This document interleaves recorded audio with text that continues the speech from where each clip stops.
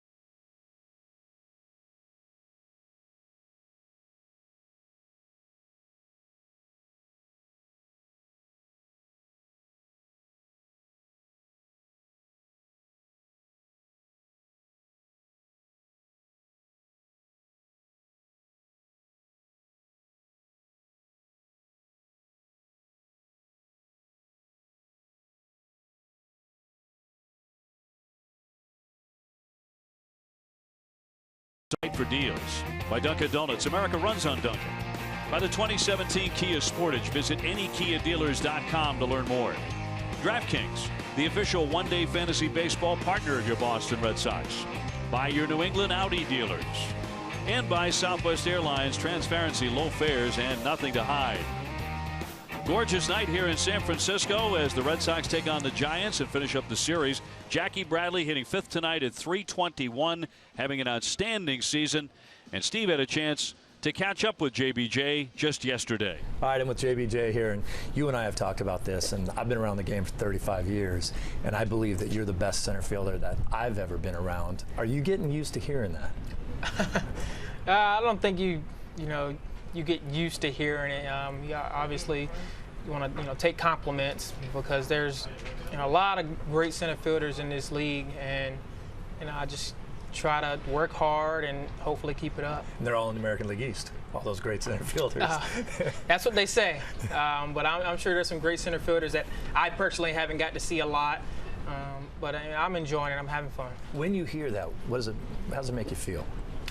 You feel good because you know the work that you put in, and you like to see yourself getting rewarded for it. 29-game hitting streak, the longest one in the big leagues this year.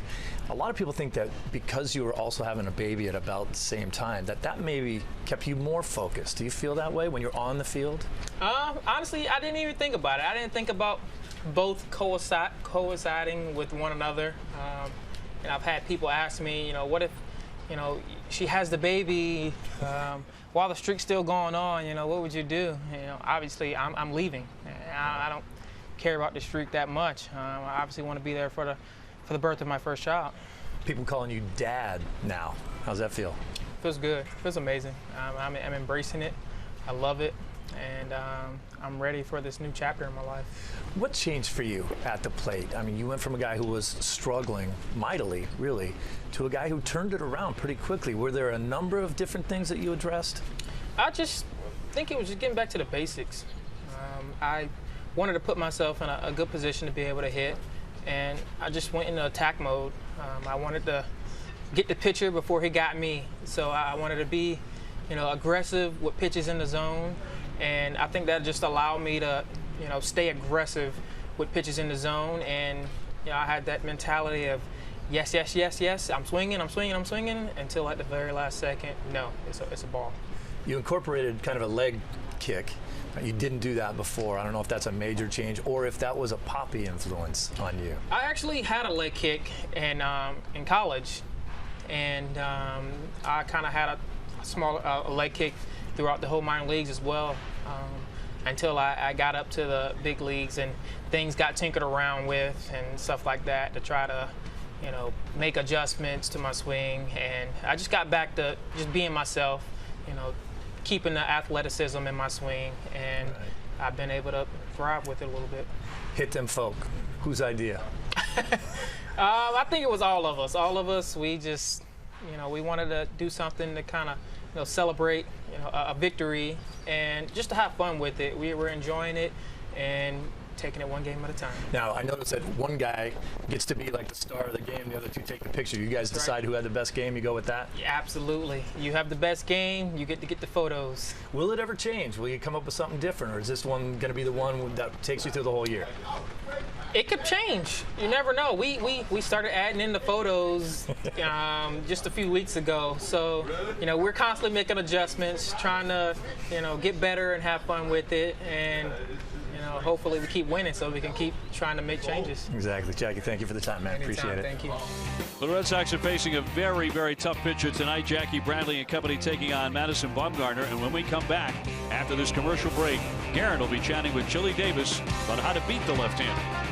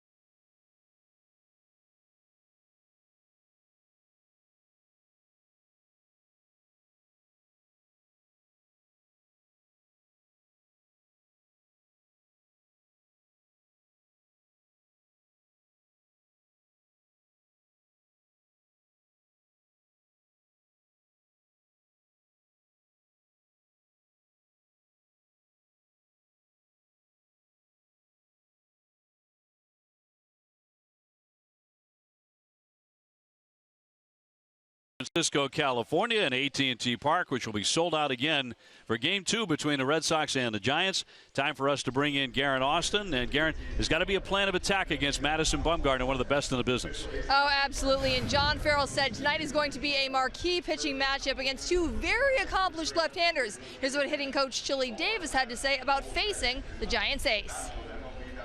I've seen him pitch a lot from coaching in Oakland. We've played these guys quite often, and we got to see him a lot. And he's a smart pitcher. He's a smart pitcher.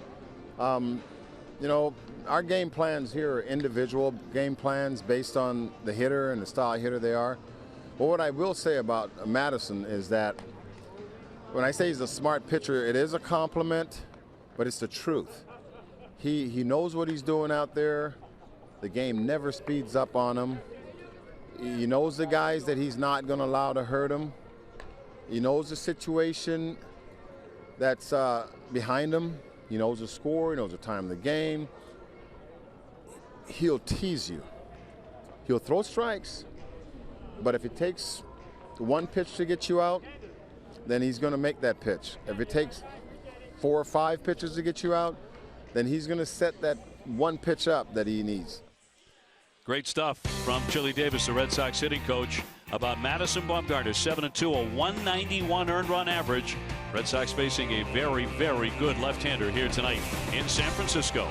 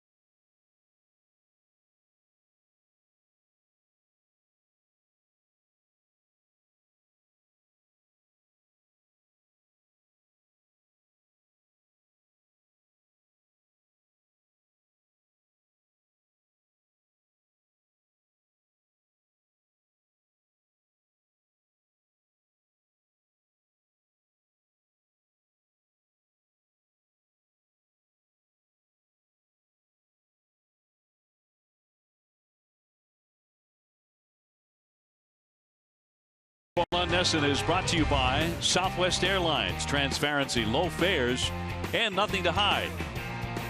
Great night for a ball game here in Northern California. The Red Sox and the Giants to finish up the 2-game series. Red Sox going for the sweep against the left-hander Madison Bumgarner, the 26-year-old out of North Carolina. Time for a look at the Red Sox lineup. It's brought to you by buyatoyota.com, Toyota's website for deals. And it'll be Mookie Betts to lead it off in right field, followed by Dustin Pedroia at second base. Xander Bogaerts at short, Hanley Ramirez at first base, so David Ortiz resting for the second consecutive game, although he did pinch hit driving a run last night. Jackie Bradley is center, Chris Young in left. Josh Rutledge with excellent numbers against Bumgarner. He's at third. Vasquez doing the catching, and David Price, who was 0 for his last 29 as a hitter, is pitching and batting ninth up against Madison Bumgarner. 7-2, a 191 earned run average, and the Giants ace riding a 6-game winning streak. All right, let's check in on the Giants defense. That's brought to you by DraftKings. Duffy at third base, Crawford at short. Kelby Tomlinson making a start at second base today. Brandon Beltz at first. In the outfield, Williamson in left. Denard Span in center field, and Parker with the home run last night in right field. Brown is catching again with Posey out with that sore thumb. And Matt Bump on the mound. Tonight's umpires are brought to you by ToyotaCertified.com. Tim Timmons has the balls and strikes. Jordan Baker at first base, Ryan Blakeney at second, and Mike Everett is the umpire at third. And we're available. This telecast can be heard in Spanish by selecting the SAP button on your TV remote. SAP presented by ToyotaCertified.com. Search for your factory-backed Toyota certified used vehicle right now. It's good to know the factory has your back. Couldn't be nicer. Right now 60 degrees. A little bit of a breeze at 16 miles an hour out to right field, but it is mostly sunny. And just a perfect evening here for game 2. Going to warm up, Steve, when we get to Minnesota. Temperatures are going to be in the 90s throughout the weekend. Ooh. Well, I guess I won't have to bring my overcoat. Not that you brought one here. You were not prepared. This wasn't too bad. I've seen it be much colder in this place. Yes. I know down on the field where Guerin is, she's got her parka working. She needs it, though. It's freezing down there. We take a look at these Rocket Arms presented by Quicken Loans. And entering tonight, Bumgarner has the 4th lowest ERA in the National League at 1.91. He has faced the Red Sox just once, and that was 6 years ago, a 4-2 Sox win as he went 7 innings, gave up 4 runs on 5 hits. He is the unquestioned ace here for the San Francisco Giants. And Mookie Betts, the first man to test him, hitting .287. And the first pitch is in there for strike 1, and we are underway. You and I talked about this before this game started, that Bumgarner has not faced an offense like the Red Sox have so far this season. Come on, Blue. Red Sox, in fact, have won 8 of their last 10 games against San Francisco, including last night, 5-3 in 10 innings. The 1-1 will drift outside. Dustin Pedroia up next. Red Sox now at 34-24 after the win yesterday. There's the pitch breakdown for Bumgarner with fastball, breaking ball, and change. Into right center field. That one's going to fall fast. So it's going to drop down for a base hit off the end of the bat of Mookie Betts. So he's quickly on with a single. And Pedroia up next. Time for our twisted but true fact. Tonight marking the first time in Bumgarner's last 45 starts where Buster Posey has not been his starting catcher. That snaps the longest current streak for any 2 battery mates in the majors. Wow. Twisted tea, the hard iced tea that tastes like real iced tea, be a little twisted. I liked the factoid right there. It was a good one. Not only that, those 2 as battery mates have hit a grand slam, each of them in the same game. It's another thing that won't happen tonight. Dustin Pedroia steps in and looks at a strike, hitting .313 with 7 homers, 26 runs batted in, and has hit safely in 14 in a row. Part of the deception with Bumgarner is that long arm delivery, almost throws across his body. He can get down and into right-handed hitters with that cut fastball. The 0-1 is outside. Now, if he does nothing else and his career ends tomorrow, what he did in the postseason in 2014 will go down as one of the greatest performances in October of all time. Fantastic. Almost personally pitched the Giants to a World Series championship as that one is filed away. He posted an ERA that October of 1.03 over 52 2/3 playoff innings. That's incredible. It's the all-time record, in fact, for postseason innings. He won the World Series MVP. In a World Series, he tossed 21 one-run innings against Kansas City.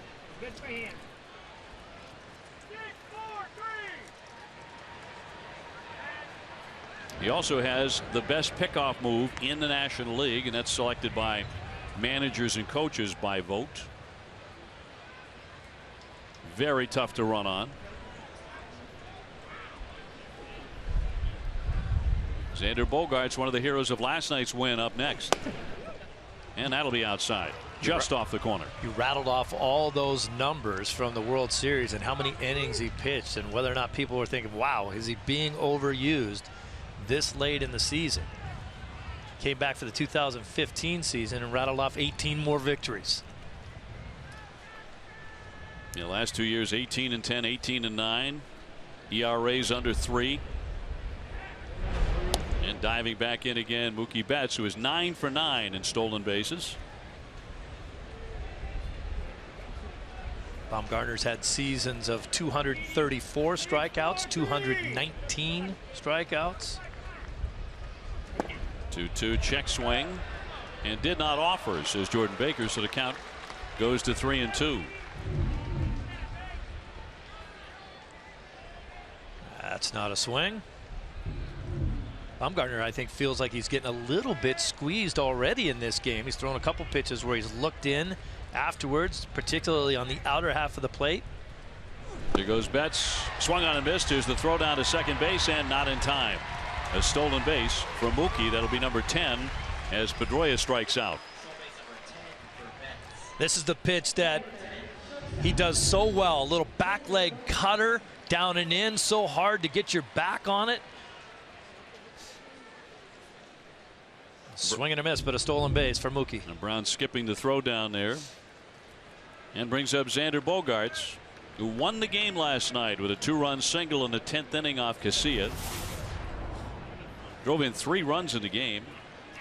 Steve, that last at bat was one of his finest moments all season long. They were trying to bury him inside, and he wouldn't let him do it. I would assume they'd try to do the same thing tonight. He looks at a strike.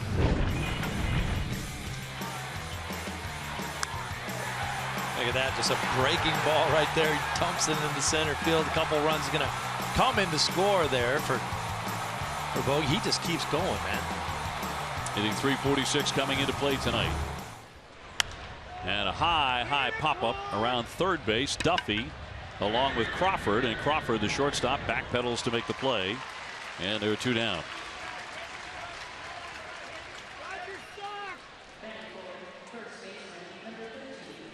And here comes the slumping Hanley Ramirez. That batting average all the way down to .277 after going 0 for 4 last night.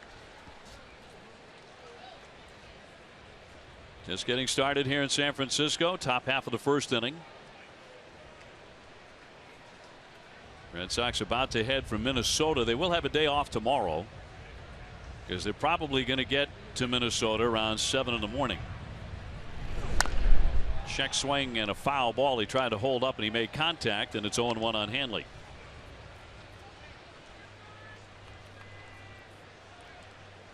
Red Sox have been so good this season at getting off to really good starts early in ball games, scoring runs in the first inning.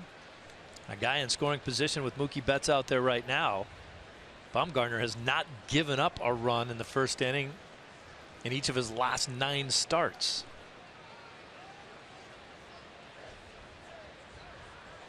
And a fake but no throw as Betts gets back into second base.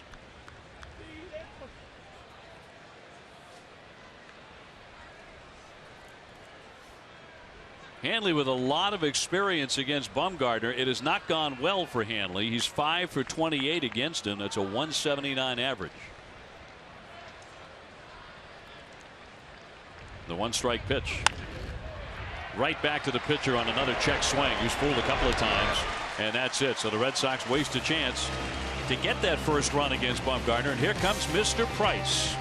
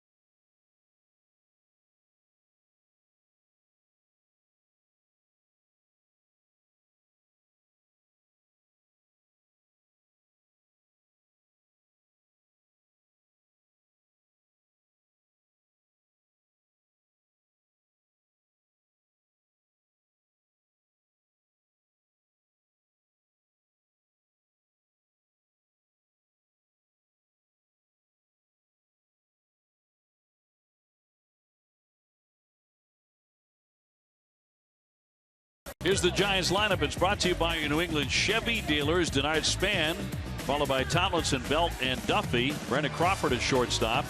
Trevor Brown doing the catching as Posey is still out for the 2nd straight night. Parker homered here last night. Williamson is in left, and Bumgarner is the pitcher and the real deal with a bat in his hands. And the Sox starter, presented by your New England Audi dealers, is David Price, 7-2 with a 4.88 ERA. Let's check out the Red Sox defense. That's brought to you by Southwest Airlines. Josh Rutledge gets the start at third base tonight. Bogey at short. Dustin Pedroia over at second, and Hanley Ramirez at first. In the outfield, Young getting that consistent playing time now in left. around the center, JBJ and Mookie, and then their battery, David Price and Vasquez. And the first pitch sinking in there for a strike on tonight's span. A 269 hitter with 2 home runs. He was 2 for 4 last night.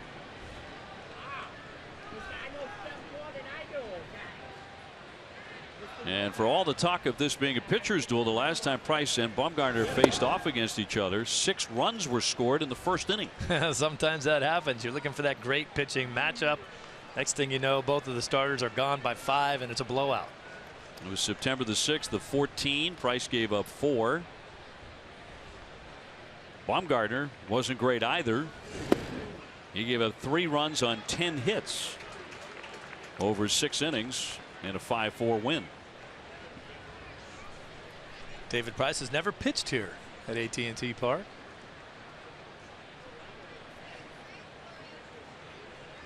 Two balls and 1 strike on span. Kelby Tomlinson up next, and that one is swung on and flied into left field. Routine play for Young. Had a really fine night again last night. 1 man out. This greater coverage of baseball brought to you by T-Mobile. Entering tonight, San Francisco hitters have been the hardest to strike out in the National League. Giants are the only National League team with fewer than 400 strikeouts. So they make very good contact. Wouldn't call it a scary lineup that Bruce Bochy has, especially with Posey and Hunter Pence out, both of them injured right now. Posey day to day with a thumb situation. Here's Tomlinson, and he'll check, and that'll be ball 1. He's their second baseman tonight. Big second baseman too, 6'3", about 200 pounds. 25-year-old right-hand hitter. Indicating a bunt, and fouls it away. Tried to push it up the first base line. When was the last time you saw a guy come up to the plate with glasses like that? Almost looks like he's got his reading glasses on. He's a shortstop by trade. Moved over to second base. He has played 4 different positions for this team already. Very offensive-minded player. Not the greatest defensive player. Can run a little bit. Got a little bit of pop. In there for a called strike.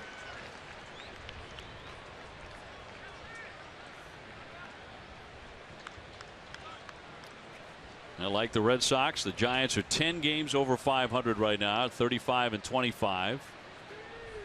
Good balance. They're in the National League's top 5 or 6 in runs scored, ERA, and fielding percentage. Little blooper, and caught by the leaping Hanley. And a snow cone in San Francisco.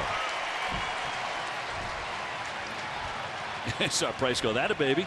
It's about as high as you can get, and as close to the end of that big first baseman's glove as you can come. See the timing of the jump. Get up there, Hanley. Very nicely done. Oh, hang on. Pretty good vertical right there.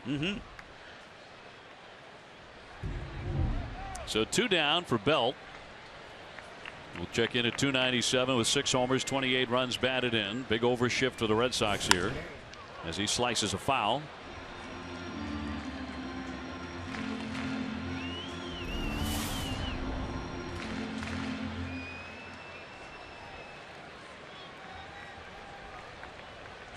With the shift the Red Sox have on right now for Belt, you don't see Pedroia as deep into right field as a lot of the shifts you'll see. 1-1.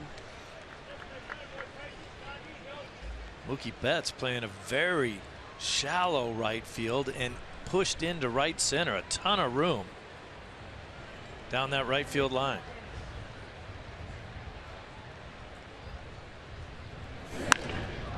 High fly ball into right field, and Mookie had plenty of time to get back. Still moving back, and makes the play. He had a long way to go there. It is a big, big outfield. Hey, Joe Montana's in the house. No score after 1.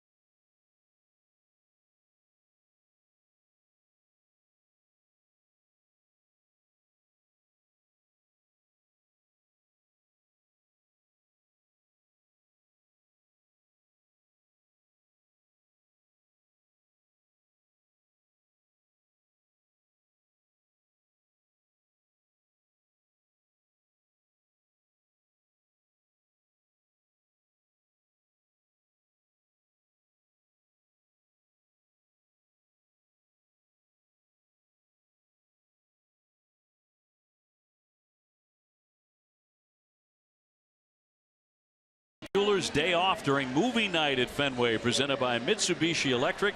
Tickets just $10 for adults, $5 for children 12 and under. Get your tickets. For more information, visit redsox.com/movie night or call 877-RED SOX 9. Are you one of those guys like I am that know virtually every line from the movie? Wake up and smell the coffee, Mrs. Bueller. He's leading you down the primrose path. Bueller. 9 times. Here's Jackie Bradley. He takes outside for a ball. 321, 9 homers, 38 runs batted in. Enjoyed your chat with Jackie before the game. You can see parts of that throughout our pregame shows as well, as that's in there for a called strike.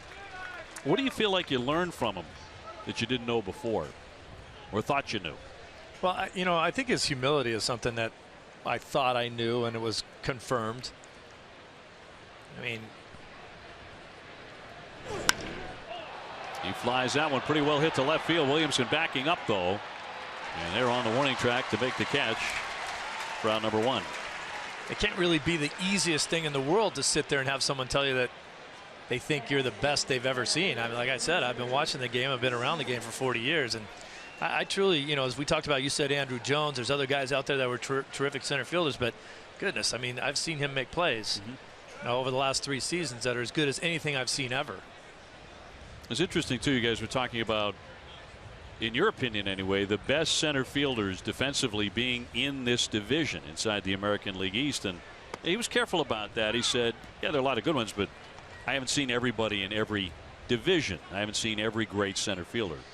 And I think that's important whether you're a player. I mean, these guys are playing and everyone else is playing at the same time. All you ever really see is highlights of guys. It's easy to get an opinion, maybe an inflated opinion of a guy if you see him making highlight film plays all the time, but you don't watch him play for 2 weeks every day. One out for Chris Young, who really gets a good look at Bumgarner. He's faced him 20 times and he has 7 hits off him. That's a .350 average with a home run. Right now Young is seeing everybody well. He sits safely in 13 consecutive starts at .396 with 4 home runs. So good power in there as well. No score here in the 2nd inning. He checks and that misses. Bumgarner beat Atlanta his last time out. 7 2/3, 11 strikeouts. He also hit a home run. And he loves to swing the bat. Into right center field toward the gap. Parker moving over and will make the play on the run. Boy, there's a lot of space out there. And there's a lot of wind blowing that way out towards Triples Alley in this ballpark. Friday at 7, don't miss Red Sox First Pitch, presented by Joseph Abboud, available at Men's Warehouse. Tom Caron and Jim Rice will be joined by Alex Spear. Have a full analysis of the Red Sox draft, which begins tomorrow night. Josh Rutledge is in the lineup tonight at third base, and it's mainly because of his numbers against Bumgarner. 8 for 21. That's .381 with a home run.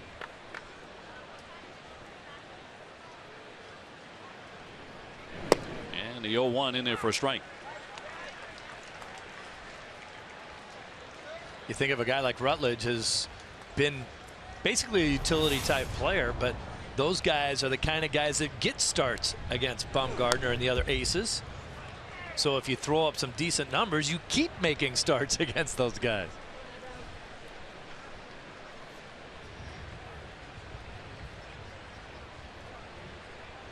Bumgarner with a 2-seam and a 4-seam fastball. Great movement. Has a cutter, big curveball, and a changeup. And he throws strikes. He just does not walk people. The 0-2. Swung on and missed, and down he goes, strike 3. That's his 2nd K tonight. He gets the Red Sox in order. No score in San Francisco in the 2nd.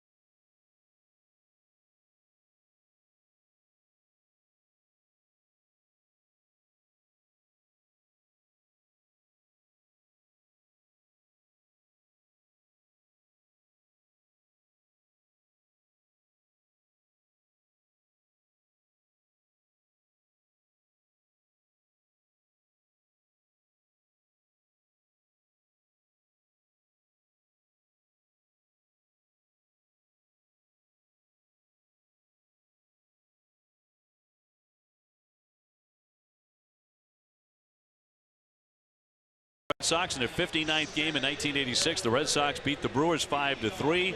Oil Can Boyd improved 8-4 on the season. Bill Buckner 1 for 5, his 6th home run, and Jim Rice hit a pair of doubles in the victory. Back in San Francisco, bottom of the 2nd inning. Big Papi out of the lineup tonight.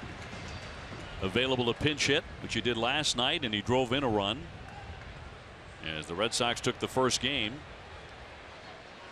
of this 2-game series. Matt Duffy will lead it off here in the 2nd inning against Price, and then it's Crawford and Brown, and in there for a strike.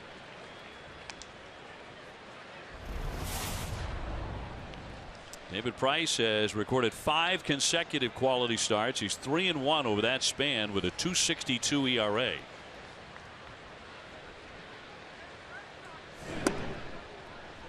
One and one.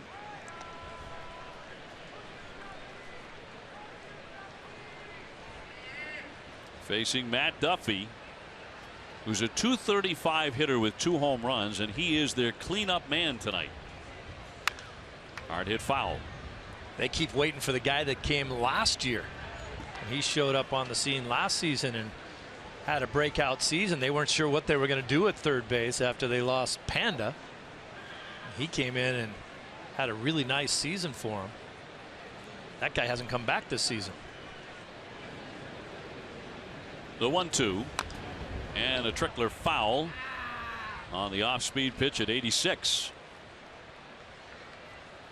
Yeah, Duffy made the ball club out of spring training last year, but as a utility man, he was riding the bench for the most part until mid-May. Took over as their everyday third baseman, and he had a 5 RBI game against Houston when they put him in the lineup, and he was off to the races after that.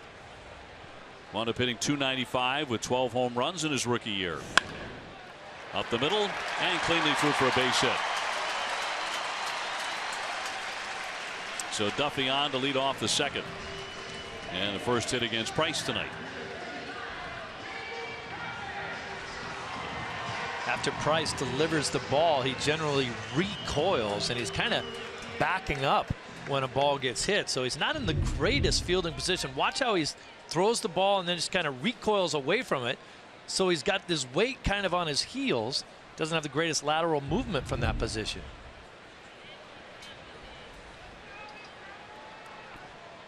Sends up Brandon Crawford, the shortstop, 262, 6 homers, 32 runs batted in. One of the many lefty hitters in their lineup. To center field, Jackie Bradley will make that catch on a sinking line drive. 1 man out.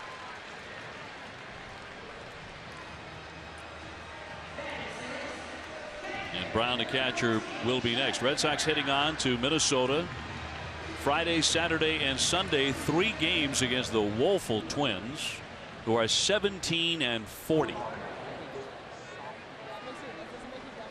Only Atlanta has been worse. It's kind of odd too, because of the season that the Twins had last year. Very surprising winning season for them for most of the year. It's been a big fall from Grace, as that is up high for a ball. On Friday, Stephen Wright against Tyler Duffy. Christian Vasquez is going to catch Wright, so he'll take over for the injured Ryan Hannigan, who's on the DL with a neck injury. The 1-0, and popped him up foul, back out of play. Sandy Leon right now is the number 2 catcher. Sandy will be catching Eddie Rodriguez for the foreseeable future, and that'll begin on Saturday at 2:10. And Rick Porcello will go on Sunday at 2:10, coming off a pretty solid start last night. Did not get the win, but Porcello went 6 innings. People will say, well, didn't we just see Porcello? Snap toss to first base and a dive back in by Duffy. With all these off days, it doesn't necessitate a 5th starter, so you just go with 4 guys. Snap throw right there. Vasquez loves to make this move. Sandy Leon tried that last night late in the game, so all the Red Sox catchers are fond of it. It's only worked the one time so far for Vasquez, his first game back off the DL. And a 2-1. Got a piece of it. Well, it's nice to pick off a guy, but a lot of times it's designed just to make sure that they know I'm not going to let you get a huge secondary lead. I'm going to keep you close. We're just kind of saying hello down there, making sure that you don't get too frisky. Brown was 0 for 4 last night in the Red Sox win. By the way, the Orioles have won again. They blanked Kansas City 4-0.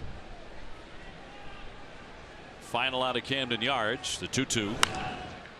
Into right, and there's Betts. Battling the wind a little bit. You can see it's really making the ball move quite a bit on the fly balls. Well, Friday at 7:30, don't miss Red Sox Game Day Live, presented by DCU. TC and Jim Rice look back at David Ortiz's best moments in Minnesota. DCU Digital Federal Credit Union. What can DCU save you? And sends up Jared Parker, the right fielder, who homered here last night. Right on top of the tin roof in right field.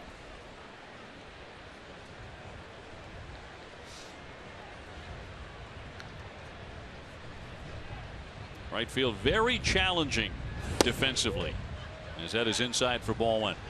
Well, you got a pretty stiff wind blowing out there tonight, and we saw the very first ball that was hit to Mookie. We just mentioned how shallow he was playing, and then that ball took him into that gap. Saw Parker run back into the gap to get one. Parker with 3 home runs. A shattered back ground ball to Dustin Pedroia. That almost got Duffy, the base runner, out number 3. So nothing comes to the leadoff single. That's all for the Giants. We have no score after 2 here in San Francisco.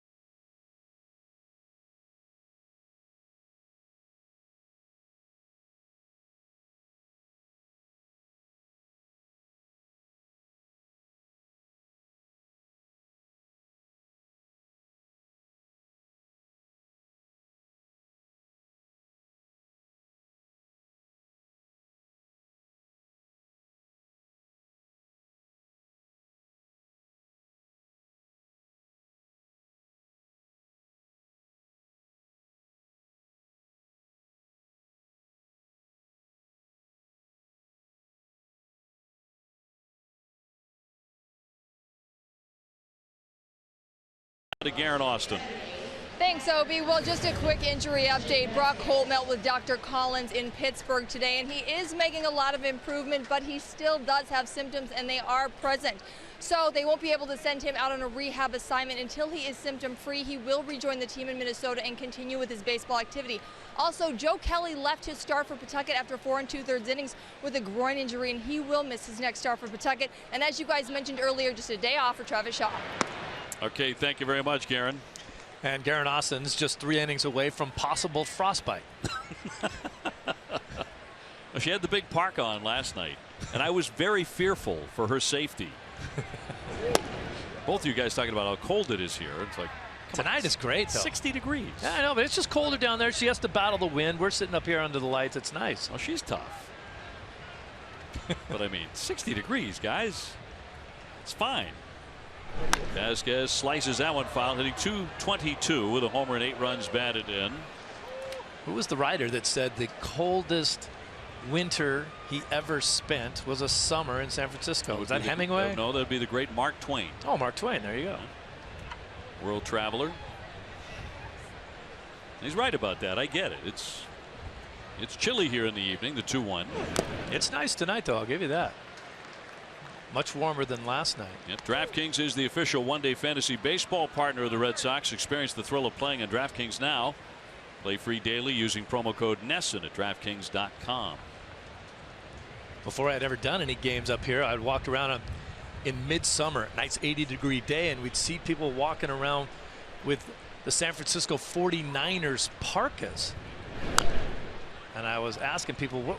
It's like 80 degrees. Where are they going? They're like, they're going to the Giants game tonight. And that temperature drops down when the sun goes down. They need that jacket. Over at Candlestick, day games are great, but once it starts to go down, that sun, it's a whole different matter. It's great to see Joe Montana here, huh? Yeah. Mr. and Mrs. Montana taking in a ball game. One of the great quarterbacks who ever played the game. He'll be 60 years old on the 11th of June. Doesn't look it. David Price up next. We have no score here in the top half of the 3rd inning. And Bumgarner with a 2-2. You're going to be one of those stargazing guys when we go to L.A. and have that series with the Dodgers? Oh, sure. They're all over the place there. Movie stars, TV stars, singers. You name it. 3-2. Line into right field, but Parker right there. One man gone.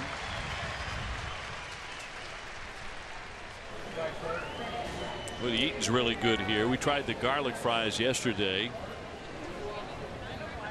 and those are a knockout. You've got to have them when you come here. This is one to put on your list for sure. You know, Red Sox fans like to plan those baseball trips, you know, hit a new park every once in a while. Make sure you put this high on your list. AT&T in San Francisco. Tons of Red Sox fans here all the time, especially if it's a weekend series. David Price as a hitter, well, he's 2 for 39. 0 for his last 29. And gets to face Bumgarner. And inside. So he started off 2 for 10, feeling good about himself, huh? Then 29 straight goose eggs. The 1-1. Cut right through.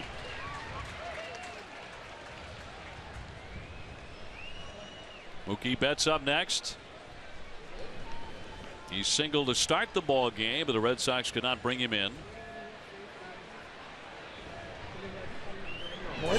And a 1-2 will be a little bit high, according to home plate ump Tim Timmons. Now, both of these pitchers tonight really don't live with velocity in the high 90s. Bumgarner's around 90 to 93, and the same thing we've been seeing out of Price. And that is in there for strike 3. Put it right on the corner.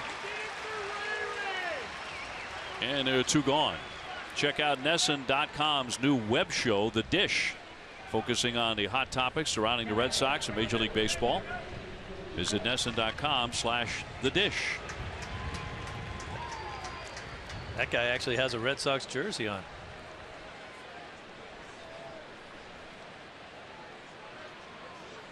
Two down for Betts, 1 for 1 with a base hit. Mookie was 2 for 5 last night with a perfect bunt single in the 10th inning as he skies a pop foul off first base, but out of play. He drops one down trying to sacrifice guys over, but it was such a great bunt.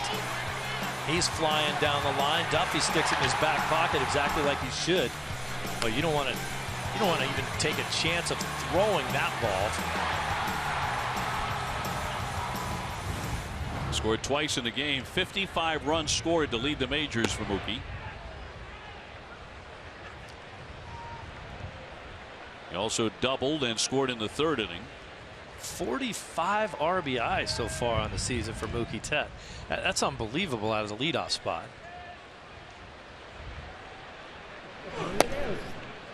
2 balls and 1 strike. You got to think the only guy in the lineup that was unhappy to see Jackie Bradley leave the number 9 spot was Mookie. He's always on base for him. 2 down, bases empty.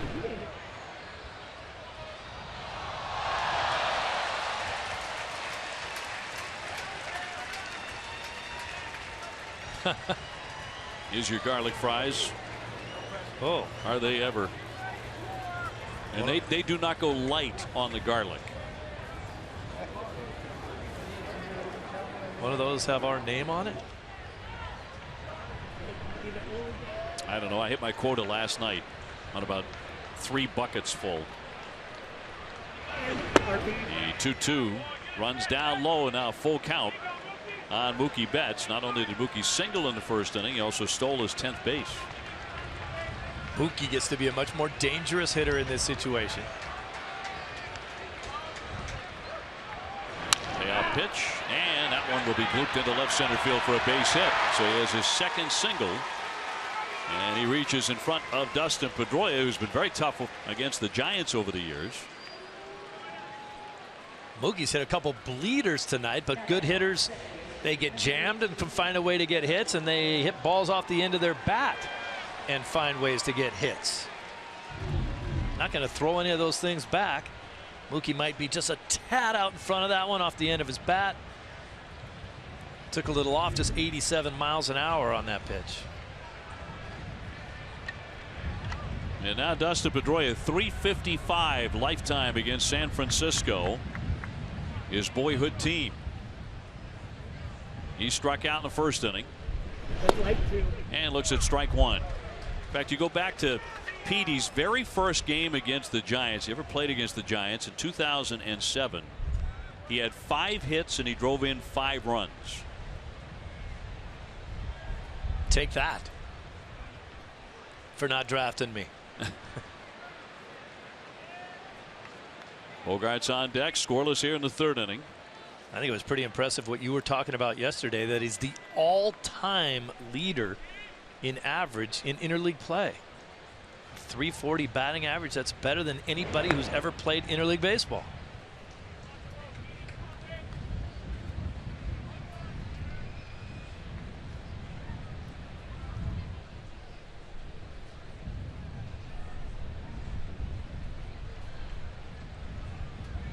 And Mookie taking a decent lead as it's cut on and missed. What do you think that says about a guy, Dave? I mean, is it coincidence at the end of the day? You don't play that many interleague games. Maybe he's just better at hitting against guys that he doesn't know that well, that he doesn't see that often. Maybe he does that better than anybody else. Well, the numbers bear that out. They don't know Petey. He doesn't know them. He wins. Way too high. 1 ball and 2 strikes.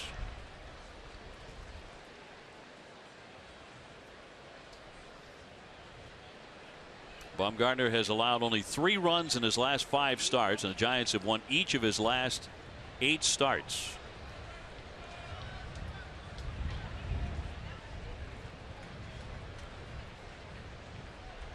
Two out, Betts aboard with a good lead.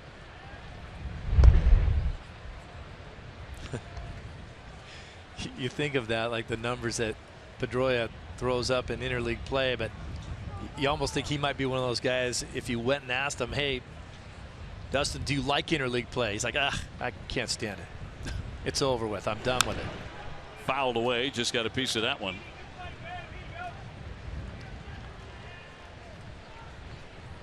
Some players are starting to feel that way about interleague play. I don't think anybody's thrilled with the 2-game series like this one. Yeah. It's just too short. The little home and home series that we did with Atlanta, 2 there, 2 up back home. Same thing with the Giants. They'll come into Fenway in July. I'll bet you this, that Bumgarner can't wait to get to Fenway to take batting practice. Talk about his hitting abilities. 13 career home runs. He is due up 2nd against Price in the bottom of the 3rd inning. That's a huge lead that Mookie Betts has. Trying to get back in and safe. On the throw down there by Brown. 2 balls, 2 strikes. Mookie Betts had a quick secondary lead like he was going to steal. Look at Crawford at short. He totally decoyed him. Crawford's leaving his position, going to cover second base because he thought Mookie Betts was trying to steal the base. Mookie decided to stop and come back. 2-2. That is ball 3, and now he's off and running, and look at this, down to second base as the throw went to first base. Sometimes your speed can outrun your mistakes right there. I think he got caught out in nowhere's land, and when he saw the throw go behind him, he decided to go the other way. Quick hesitation. Watch him out there. Oops. Now let's just go. And look at the speed.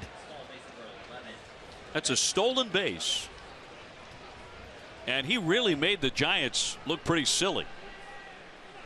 And now down into scoring position with his second stolen base of the ball game. He's a handful. Yes, he is. And the 3-2 pitch. And he walks him. I think that rattled Bumgarner a little bit. Yeah. So runners on at first and second for Xander Bogaerts. Red Sox trying to turn this into something. Mookie's lead at first was huge, and it may have been what they call a one-way lead, where he's going to get a huge lead and really make sure he's going back to first base. But then he got that secondary jump, got out there in a bad area. When they threw behind him, he just kept going. See that? Now he knows he's in a little bit of trouble, but when they throw behind him, just switches the momentum and goes into second base.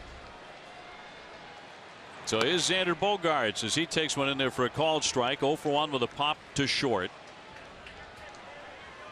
By the way, in the second update by Major League Baseball just issued on the All-Star voting, Xander is the #1 vote getter at shortstop in the American League. David Ortiz is #1 at DH. Red Sox trying to get out in front here in the 3rd inning. And that'll be across for a called strike. Bogaerts not thrilled with that call from Tim Timmons, who has been inconsistent back there with a strike zone. This one looked like it missed. That's the pitch out there that in the 1st inning Bumgarner was not getting, and he wasn't happy about it. 0-2 off speed downstairs.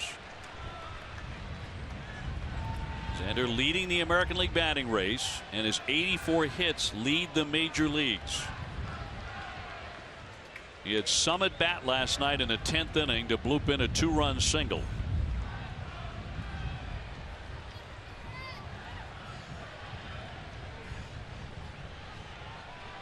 First and second, 2 down, scoreless in the 3rd.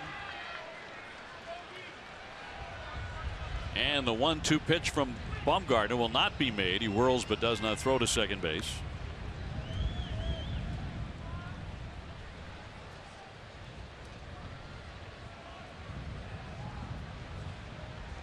Bumgarner is another one of those who slows down the tempo, gets real deliberate with men on.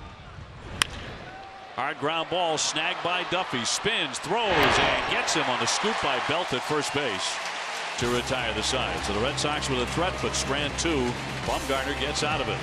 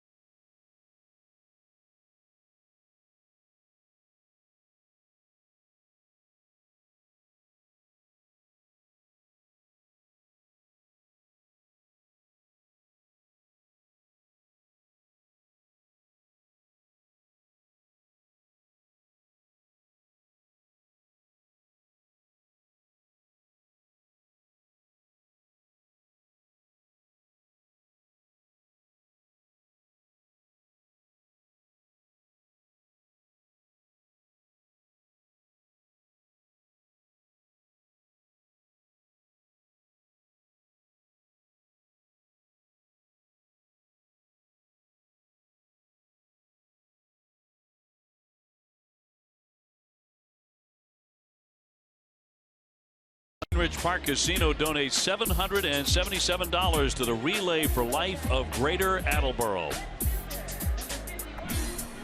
And back in San Francisco, no scores. We go to the last half of the third inning. Steve Lyons and Dave O'Brien with you. And it'll be 8-9-1 up against David Price, who allowed a base hit to Duffy in the second inning, then got the next three in order. The number 9 hitter, however, the pitcher, is Bumgarner, who is pressing to participate in Home Run Derby at the All-Star game. He wants to be invited. He said, if they invite me, I will go. I think he should do it. I think it adds another element. Finally, a pitcher in this game that not only has the ability to do it, but wants to. He's hit 11 home runs over the last 3 years, as that one is flared foul by Williamson. Time now for a poll question brought to you by Dunkin' Donuts. Should Bumgarner be in the Home Run Derby? Text 1 for yes, 2 for no. Text your answer to 536-536. Message and data rates may apply. 1 message per vote. And the 1-1 will miss.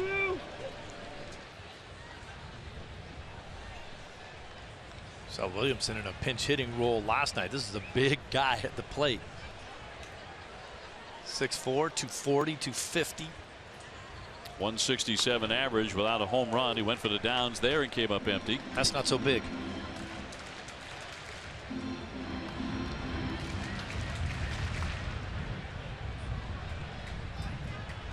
Price looking for his first strikeout of the ball game. He came into this contest number 3 in the American League in Ks. And his 2-2. That just missed. Again, we see the velocity of both of these guys just right in the 92 range.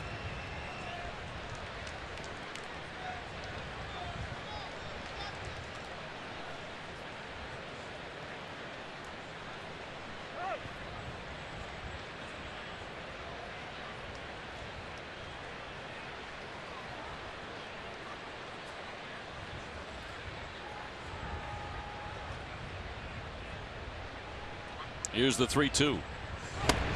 And he gets him. 87 miles an hour right down the center of the plate for his first strikeout.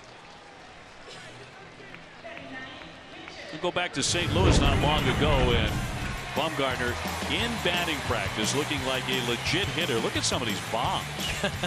Hitting them out of the stadium. He's got that big leg kick. He's got a lot of leverage. Big, tall, strong guy. I mean, that's up into Big Mac land. I mean, nobody hits him up there. Overall, he's at 156, but with 2 home runs, and he lines that one right to Young, coming on to make the play, and out number 2. Yeah, I mean, obviously we shouldn't get too far out over our skis talking about his ability to hit. He's a .150 hitter, but when he gets a hold of one, it goes out of the yard, and that's an advantage you can have as a pitcher in this league. He knows if he has to go up there and drop a bunt down, he can do that. And you never know, he might put one into the seats. He lines out there, and it's back up to the top of the order now. Denard Span, who's 0 for 1 with a fly to left. No score in the third inning.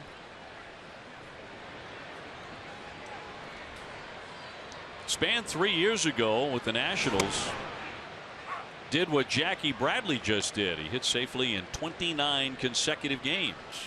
Been a good hitter. Good glove man, too. Well, as you mentioned last night, they needed someone in this big ballpark to patrol center field. Routine ground ball to Pedroia, and that's a 1-2-3. For David Price, he gets him fast. 0-0 through 3.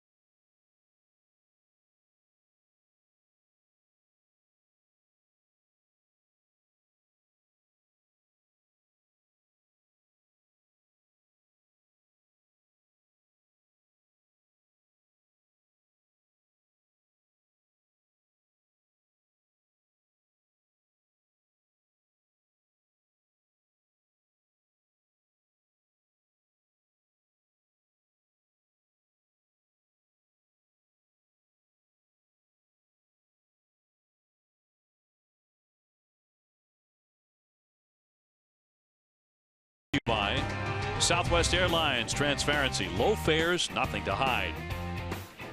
No scores. We go to the 4th inning in this pitcher's duel between Bumgarner and Price.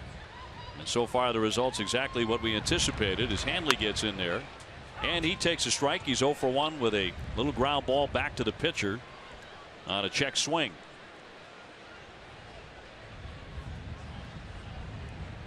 On the road, Hanley is hitting .301. And for the year, he's hitting .345 against lefties. So this would seem to be a good place for Hanley to start to get in the swing. He has been in a little bit of a funk. There's no question about that. Jackie Bradley to follow. Chris Young after him. Trying to get something going against Bumgarner. There's a liner into left field. Williamson right in his tracks to make the play. And one fast out. Bumgarner, a pretty authentic character. He comes from a tiny town in North Carolina. He knows everybody in his town. His family goes back 100 years in Caldwell County. One area is known as Bumtown because of all the Bumgarners living there.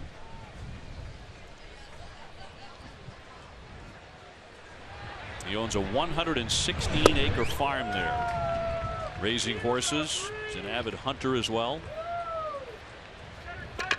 He married his high school sweetheart, and though it's been exaggerated that his wedding present to her was a 5-day-old bull, he did give her a baby calf as a wedding gift.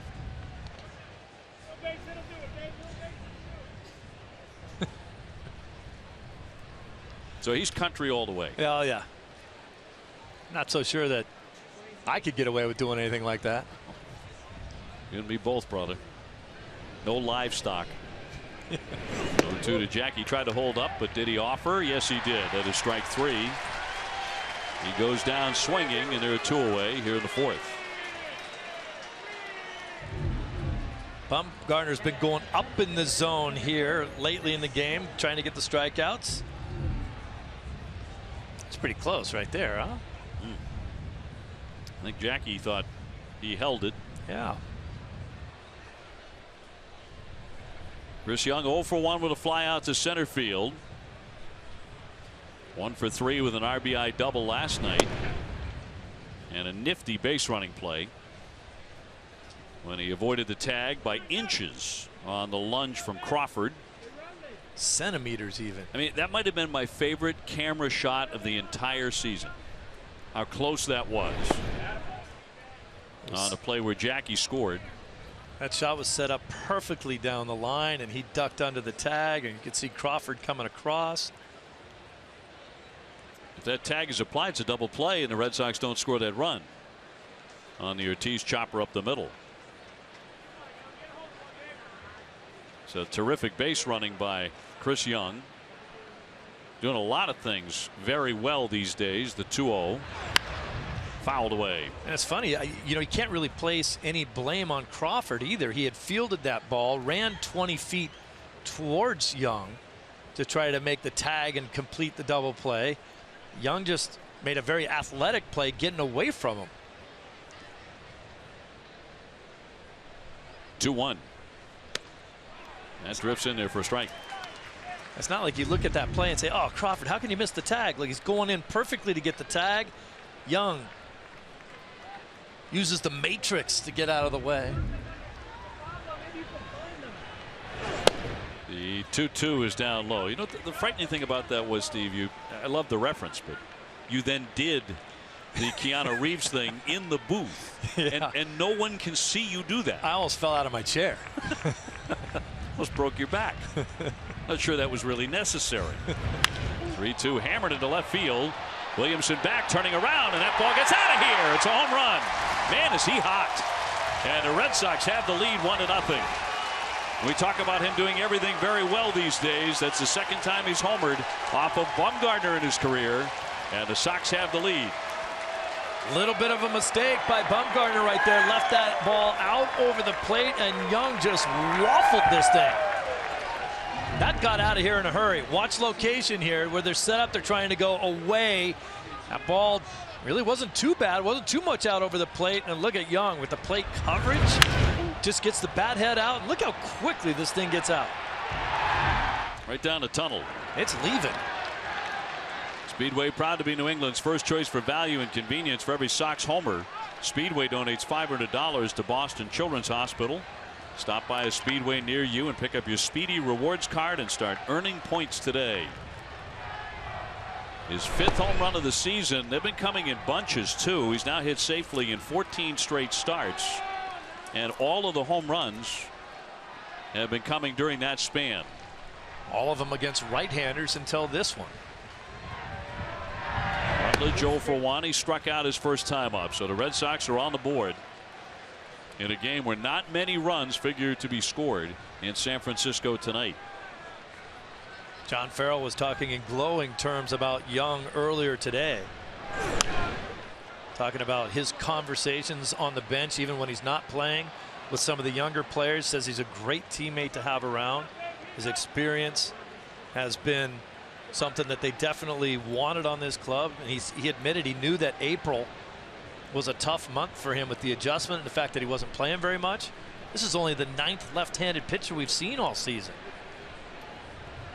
Yeah, it was kind of rocky at the outset. Popped into foul ground. Here's Belt with room, and he'll make the play.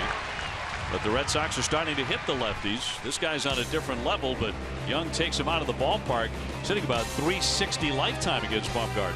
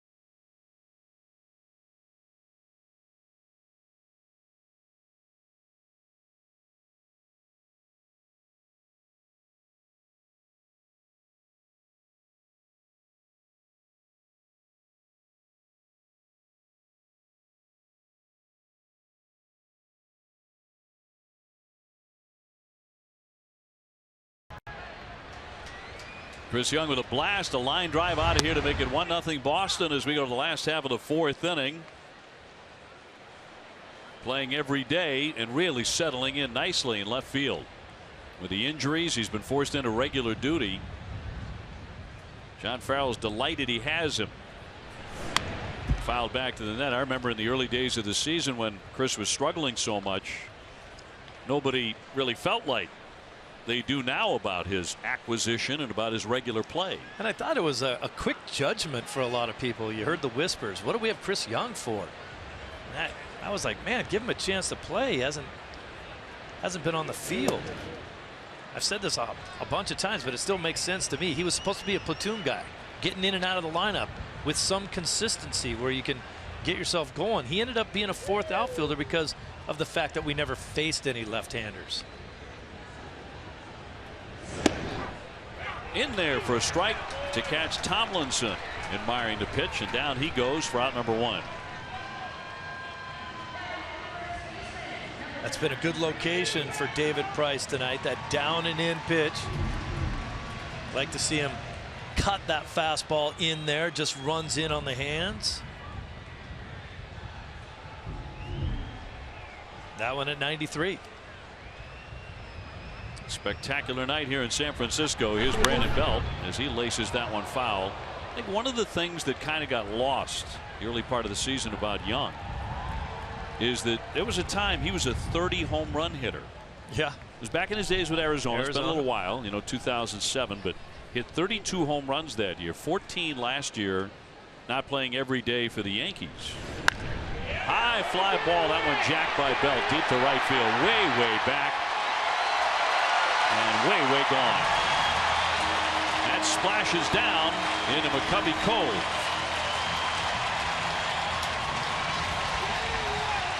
So just like that, we are tied at 1 apiece.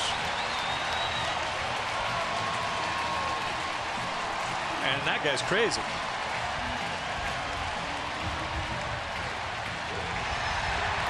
It is the 69th to splash down in McCovey Cove by a giant. He wanted this ball to be down and away. He threw the same pitch. The very first pitch he threw him was a big breaking ball. I thought it was a great pitch. Get him out in front, let him pull it foul. But then he came back with that same pitch out over the plate. Much easier to hit. Here's Duffy. He takes up and away for a ball. He singled his first time up. So we are tied at 1.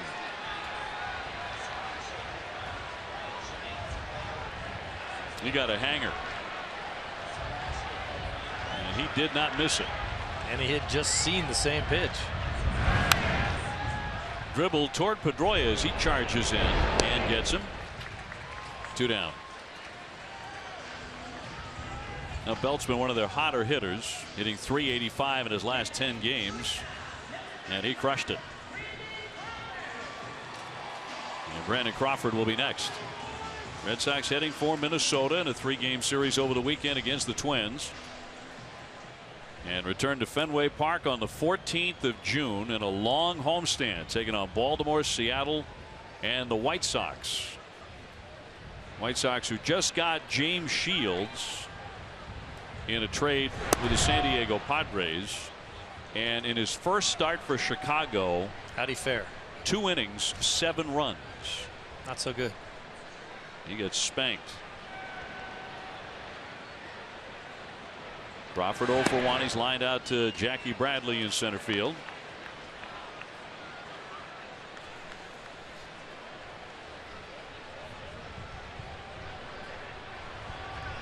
This guy's still in the water. You know how cold that? I do know how cold that water is. I've been in it. Where is he going? Is he going to Oakland with that baseball? I would advise against that. Count goes to 2 balls and 1 strike. He's heading for the dock.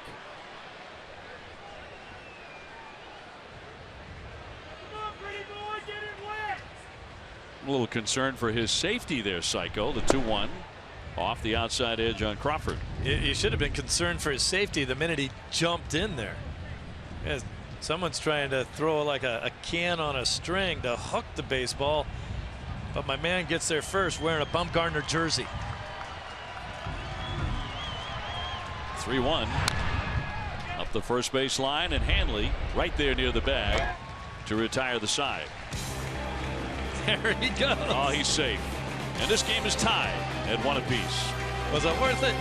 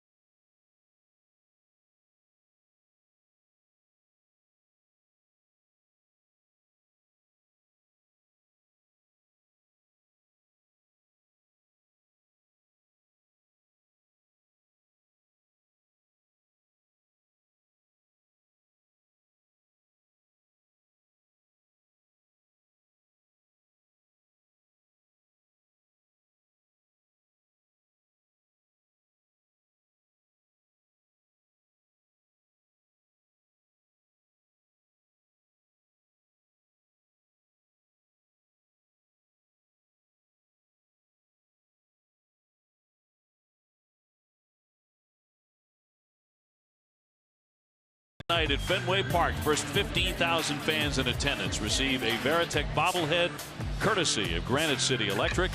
For tickets and more information, visit redsox.com/promos or call 877-RED-SOX-9. Talking about McCovey Cove, and there's the real deal himself, Willie McCovey.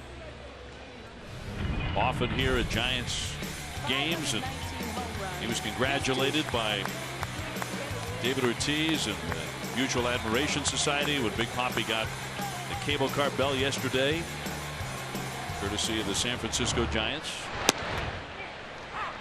Vasquez stepping in and looking at a strike. Christian 0 for 1 with a fly to right field. We are tied 1-1 here in the 5th. You know you're a great player and an icon when they name bodies of water after you. You're not kidding. There was a time when Willie McCovey wouldn't show up at the ballpark. He was a little embarrassed about the fact that he doesn't get around well anymore. He is in advanced age now, but someone finally talked him into it and said, but you are the man around here. People want to see you. Punch foul out of play. And certainly Willie Mays. Great statue. Yes. Out front here at AT&T of Willie Mays. Say hey kid. They've had some great ones in this Giant organization. David Price up next. Here's the 0-2 and lifted in the air left center. Span on the back pedal puts it away.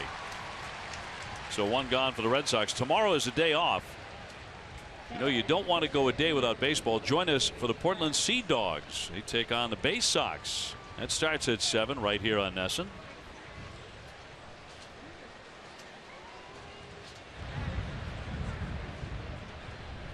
David Price to get in. He's 0 for 1 with a strikeout.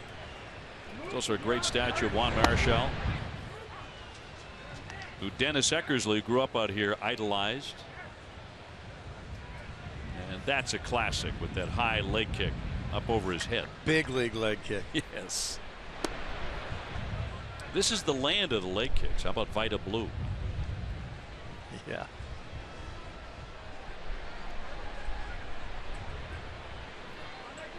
It's a great shot there too with the sun. 2-1 on Price. Mookie Betts up next. Mookie has been a pest for Bumgarner tonight. Betts is 2 for 2 with 2 stolen bases. They're tied up 1-1. Looper toward left, but a slicing foul on a very interesting looking swing by Mr. Price. It's kind of an emergency hack. That ball up and away from him, just kind of tried to throw the bat head through the zone.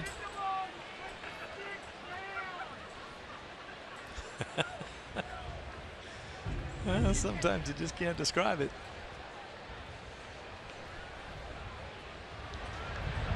Here's the 1-2 and in there for strike 3. Got him with an off-speed pitch at 74 miles an hour to strike him out for the second time. So 2 gone for Mookie. A single in the first and he stole a base. A single in the third and stole a base.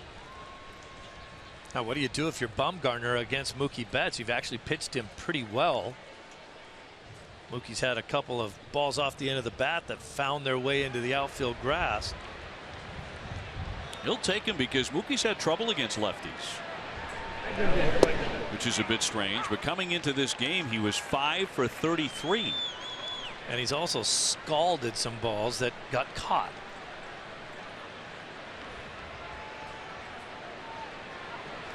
Hitting over 300 against right-handers. 308 coming into play tonight. Sox have 3 hits. And the Giants 2 each side with a solo home run. In play to Tomlinson at second base. And the Red Sox go fast. 1-2-3. We're at the midway point in San Francisco in a 1-1 tie.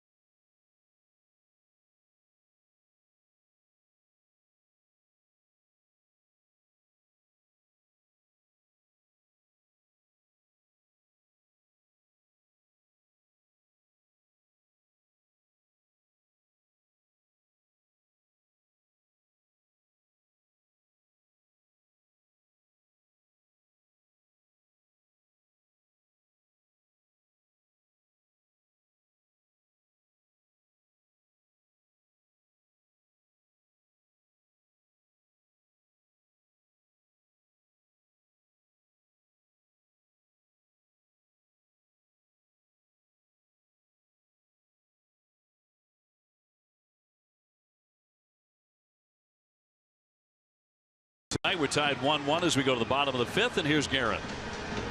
Thanks, OB. Well, 9 years ago yesterday, David Price was selected #1 in the draft by the Tampa Bay Rays.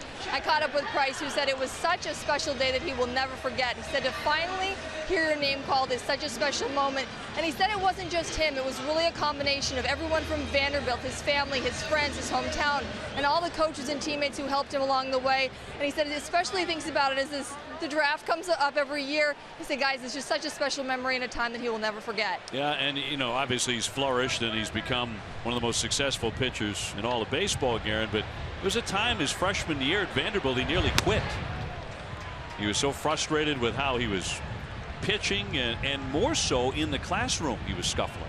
He didn't think he could cut it. Went to his coach, who talked him out of quitting. Came very close to leaving the program. And the rest, as they say, is history. Facing Trevor Brown here is 0 for 1 with a fly to right field. It's certainly a time in a young man's life where you have to learn how to grow up a little bit, and it's tough to do. Cut on and missed as that one disappeared on Trevor Brown. Red Sox are really catching a break in this series, with Posey unable to play because of the thumb injury. You're talking about one of the flat out best all around players in baseball, offensively and defensively. Sky high pop up off third base. Bogarts and Rutledge, and Xander wants it and makes the play. One away in the fifth inning. Ace Ticket is Boston's trusted source for Red Sox tickets with the best seats at the lowest prices, all with a 200% guarantee. Treat yourself for someone special by visiting aceticket.com or by calling 1-800-MY-SEATS. Yeah, with Pence out of the lineup with pending surgery on that hamstring, and Posey with the thumb issue not in there. There's not a lot of bite in this lineup offensively. Their two best hitters. Yeah. Have been missing in action here. Here's a guy that can take you deep, though. Parker. Line shot. What a play by Pedroia. Quickly spinning and got him. Dustin Pedroia. That's classic Petey there at second base on a hot shot. One hop liner. What he's so good at is getting his eye level down to the ball. He just takes a step and a half to his right, get down to the ground. He sees exactly where the ball is, reach up and catch it. Hot smash there by Parker, but Pedroia takes it away.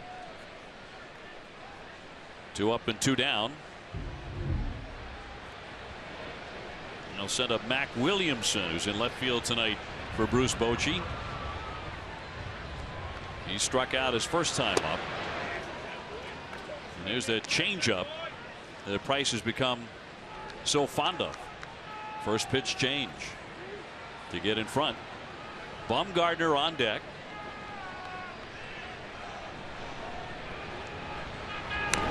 Price, by the way, has never allowed a hit, let alone a home run, to an opposing pitcher.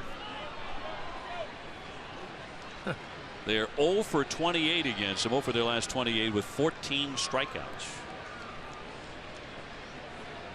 Bumgarner lined hard to left field his first time up. Price would just as soon see him next inning. Here's the 0-2. And in there, strike 3 at 89. Tough pitch. Strikes out Williamson. Yes, perfectly located. We're tied 1-1.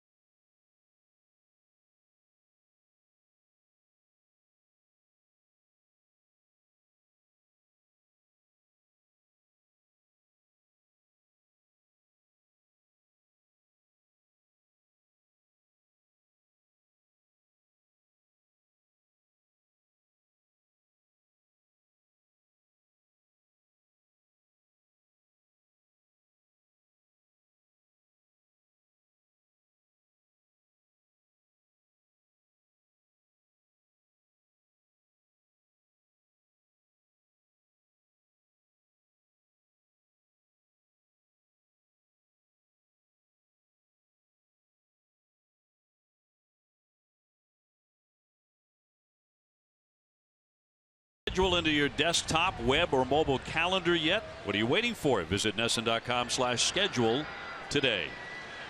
To the 6th inning, we're tied up 1-1 in San Francisco, and Pedroia to lead things off after making an outstanding defensive play moments ago. They'll be followed by Bogaerts and Ramirez. Red Sox getting their 3rd look now at Madison Bumgarner, the outstanding left-hander. Beatty tonight with a strikeout and a walk, and a 14-game hitting streak. That is the longest active streak in Major League Baseball. In fact, every day since the 3rd of May, a Sox player has had at least a share of the longest hitting streak in the majors. Amazing. Trickles that one foul, and it's 1-2. You're up against a guy tonight who's allowed 2 earned runs or less in 9 straight starts. That's getting it done.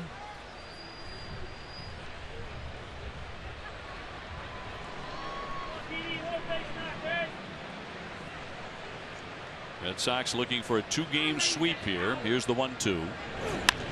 Line drive and a base hit into left field, so give him a 15-game hitting streak. He loves to face the Giants. Pedroia aboard for the 2nd time tonight. Petey's tough to get in on, and that's where Bumgarner likes to go. They want to go up too. They didn't really get that ball up, but Pedroia loves the ball up too. So you're kind of coming right into his wheelhouse when you try to throw him inside and up. So an updated hitting streak at 377 for Dustin.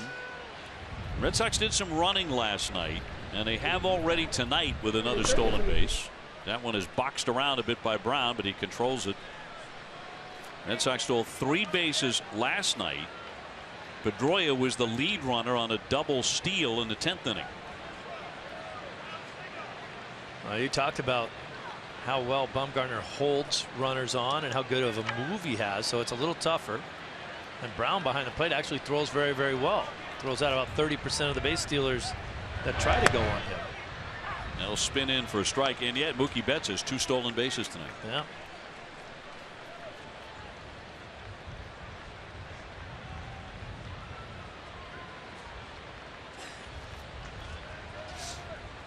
Sanders started the ball game hitting .346, number 1 in the American League. He's popped to short and grounded to 3rd. Cross for a called strike. Chili Davis was talking about this with Guerin earlier. The style that Bumgarner employs. He will tease you. It's not always coming right at you, you know, at 93, 94 miles an hour. In fact, we've rarely seen that velocity tonight, but he's been right on the edge of the plate. Ground ball to short. Crawford into second, got one on the first, and safe. Crawford had a little bit of trouble with it initially. That probably cost him the double play. Yeah, little juggle. Couldn't get the handle of it. Starting to see Bogaerts make his outs quite regularly on the left side of the infield, something that we don't really want to see out of him that much. Little bobble right there. He gets it. Not a great feed. Tomlinson at second as well. Tomlinson still kind of learning how to play that second base position. So Bochy right now, by the way, is considering a challenge on the play at first base as to whether Bogaerts is out or safe. He was ruled safe by Jordan Baker.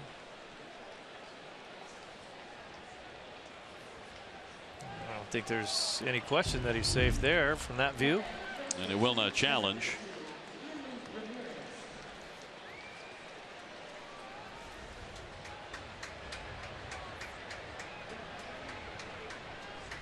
Brings up Hanley Ramirez. He's 0 for 2. You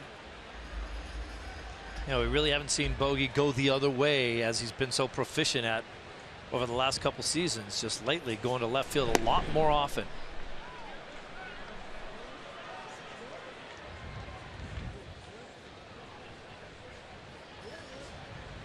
Tied up 1-1 here in the top of the 6th inning. Andy Ramirez is now overdue to hit one out of the ballpark. He has not homered since the 10th of May. I think he would gladly accept a ringing double into the alley right now. Forget about the home run.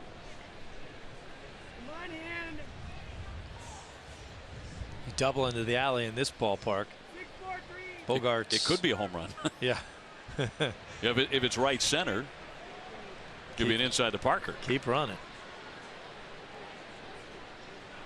Bogarts at first. Now he's gone to 3-0 on Hanley. Jackie Bradley on deck. Talked about the humble beginnings of Bumgarner. He was named the Sports Illustrated Sportsman of the Year after his 2014 World Series, and he had to go out and buy his first suit for the presentation event. Did not own one, as that one is in there for a called strike. He wore blue jeans to his own wedding. Well, he had to carry the calf with him. That's right. Somebody had to. Yeah. That was the gift. 3-1 on Hanley. Doesn't fit into a box very easily. Just put a bow around the neck, I guess, and say, here it is. That'll drop in there for a strike. And they was thinking ball 4. Red Sox fans, fill out your 2016 Esurance MLB All-Star Game ballot. Go to redsox.com. Vote up to 35 times. Be sure to vote early and often at redsox.com/vote.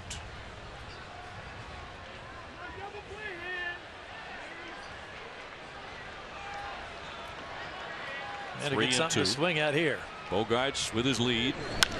And a fly ball into right center. There goes Span racing back, racing, and he will track it down. Xander Bogaerts retreating into first base. He took aim at that alley, but unable to slice it enough into right center. And Span's a good outfielder. I think Hanley may have got this just off the end a little bit. He hits it pretty good. There's not a lot of tail on that ball. Couldn't run away from Span, and he was able to run it down nicely. Sends up Jackie Bradley, who is 0 for 2. Meanwhile, they have activity in the bullpen for San Francisco. Derek Law now throwing down there. 98 pitches for Bumgarner. Tied up 1-1. And a strike to Jackie. Last night he quietly had an excellent night. He had a double, scored 2 runs, he stole a base.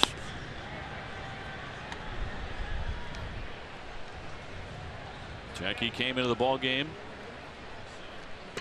6th in the American League in batting, 4th in on base percentage, and 4th in slugging. Sox with a go ahead man at first base, but 2 down.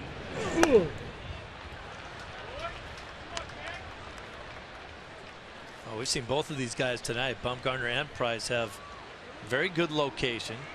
We're not seeing ridiculous velocity out of either one of them. Good breaking pitches.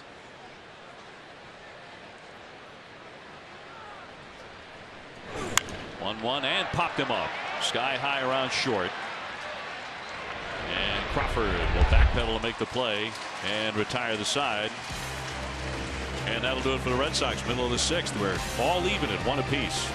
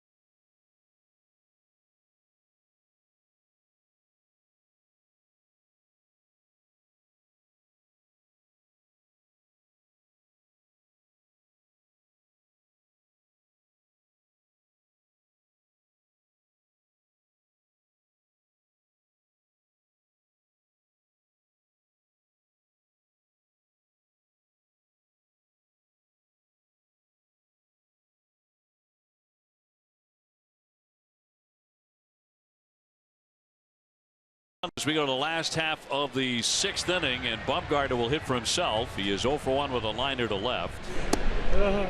In for strike one. It'll be followed by Span and then Tomlinson. Well, even if there were any thoughts of taking him out of this game, they'd probably let him hit for himself anyway. He's got more power than anybody sitting on that bench. Might have more power than anybody in that lineup. He trickles that one foul. His hitting prowess pretty legendary. Goes back to high school. He ended his prep career by belting a walk-off 2-run home run to win the state championship. He hit 11 home runs as a senior in high school. So once a hitter, always a hitter. Here's the 0-2 from Price, and he backs him off.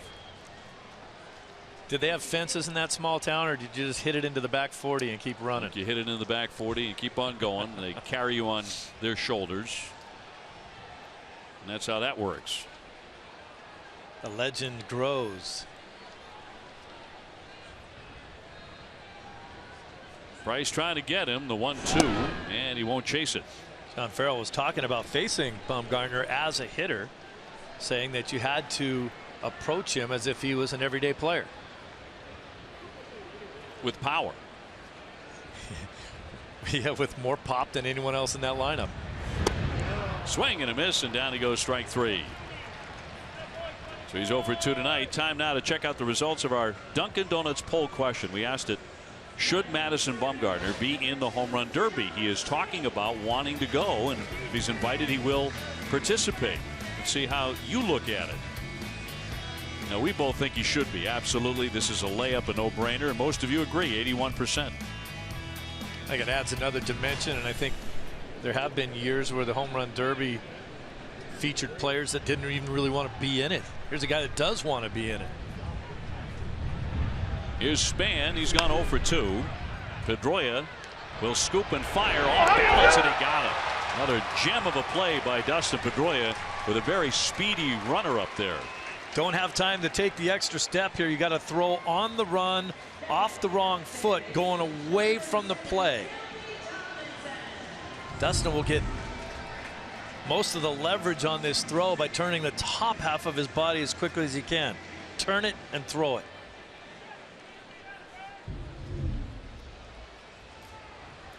He's going to be in the running for another Gold Glove. He may be the man to beat right now. Tomlinson is 0 for 2. He has popped up to the first baseman and struck out. I was thinking of Sogard with the Oakland A's and Jay Bell as guys who wore glasses. Not many do. And I know a lot of pitchers who have worn them in the past have felt like they had an advantage on a hitter showing up with specs. Yeah. Joe Kelly wears them on the mound. Especially the guys who throw hard. I mean, you're a hitter up there, and guys throwing 98. He's wearing the glasses. You're like, he doesn't know where it's going. Does he know where it's going?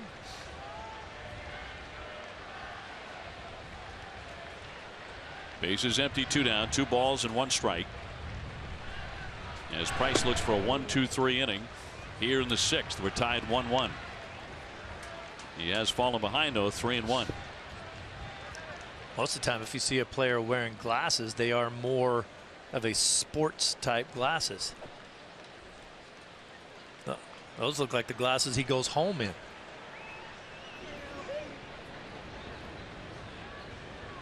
The 3-1. And he walked him. That's his first one tonight. And just the second walk issued by these pitchers tonight. And Vasquez out for a consultation in front of Brandon Belt, who clubbed a home run in the 4th inning. Not just any home run, it splashed down into McCovey Cove. Stay tuned for NESN Sports Today. Immediately after the game, TC and Nikki will have complete post-game reaction and a report from day 2 of Patriots minicamp. It's immediately following us on NESN Sports Today, presented by People's United Bank. Price hung a breaking ball that Belt hit into the water.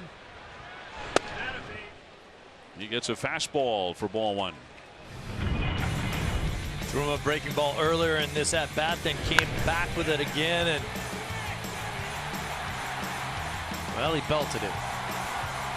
Too easy, huh? Bell with his 7th home run. And that tied the game. Chris Young with a home run for the Red Sox in the 4th inning. Before that, got on a miss, thrown out of first base, and I think a good throw might have been fascinating there with Tomlinson scurrying back in. Well, I think Vasquez may have hit his fingers or hand on Belt's bat when he made that throw. Let's check it out.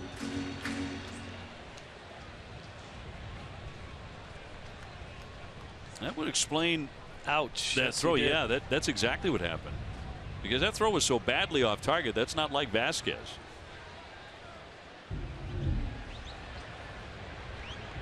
One ball and one strike. Red Sox shifting, and so right.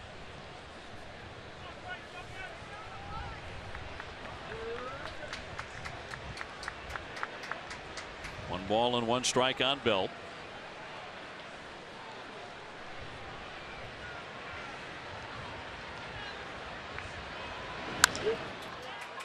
And trickled his Rutledge to underhand it and get him on a 5-3 putout. When we come back, here comes Mr. Young. He's already homered tonight.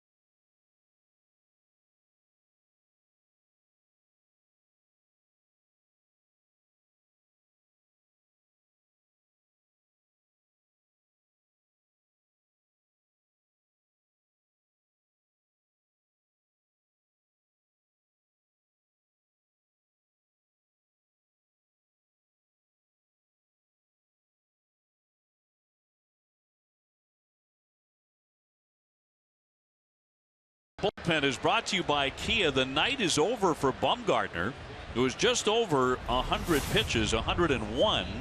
Gives way to Derek Law here. Comes out of their struggling bullpen. Their last 13 games, they have an ERA about 4.30. So Bumgarner goes 6 and winds up with no decision. It might be, Steve, they didn't want him facing Young again.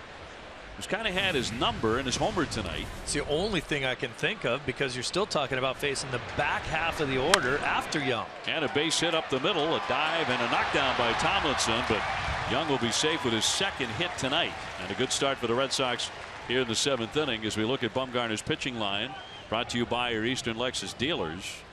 And he pitched very effectively. 101 pitches, 68 strikes. He's coming off 113 pitches, but his season high is 115. I thought they'd try and squeeze another inning out of him. 8 straight starts over 100 pitches, so that was no big deal at all. I thought they'd run him back out there again as well. It's not only Young, though. It's also Rutledge, who has hit him very well. And now Josh is up. Actually, it's going to be Shaw coming up to hit for him. So Travis, who did not start in the ball game, Swings immediately and pops one up. Crawford drifting back, and Span coming on to make the play. Boy, I'll tell you, Shaw has always been an aggressive hitter, but it seems like he has made a ton of outs on first pitch swings lately over the last couple weeks or so. He's 2 for his last 17, so he's in a skid right now, and that'll send up Christian Vasquez. So we are tied up 1-1 here in the 7th. The Giants blinking first tonight in this battle of aces. Vasquez has flied out 2 times, once to right, once to center.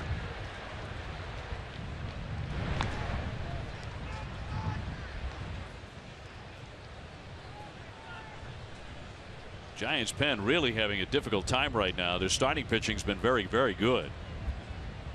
But their bullpen has blown their last 5 save opportunities. Red Sox got to Casilla last night in the 10th inning. 1-0 on Vasquez. It's kind of funny. Exactly what we said happened, could happen, did happen. Bumgarner went up there and hit for himself and then was out of the game. He's their best option with the most power. Price is on deck. David Price has come to the on deck circle. I doubt Price will hit for himself and then be taken out of the game. 2-0.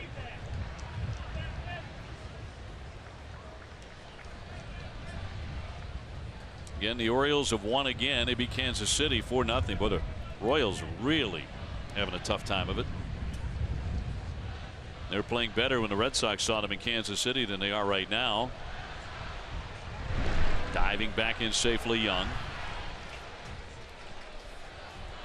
So the Red Sox will have to win this ball game to remain a half game back going on to Minnesota.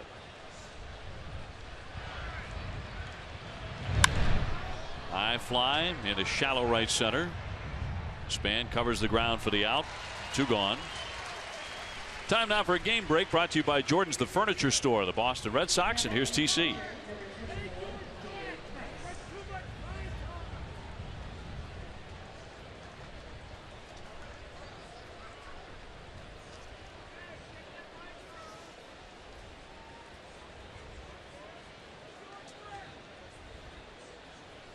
Back at AT&T, runner at first base for the Red Sox, and Price will hit for himself. He's 0 for 2 with a pair of strikeouts.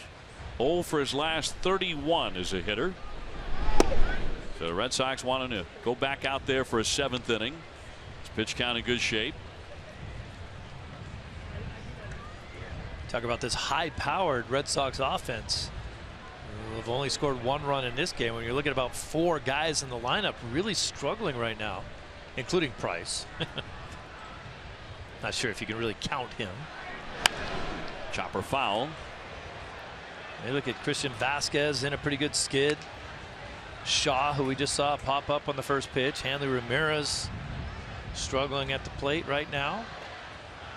It really feels like it's the first time this season where it's more than 1 or 2 guys. Right. Red Sox have been very fortunate in that regard. It's possible to stay hot all year long. What did Hanley say? Hey, if I was hot all season long, I'd hit 700. The 0-2 pitch, and just a bit outside, according to Tim Timmons. So the count 1-2 on Price. Price's pitch count, we mentioned, in very good shape. It's at 68. So he's golden right now. In comparison to Bumgarner, who was up over 100. And Red Sox made him work. A swing and a miss, and down he goes for strike 3. So that'll do it. The Red Sox strand a base runner. Middle of the 7th. All locked up at 1.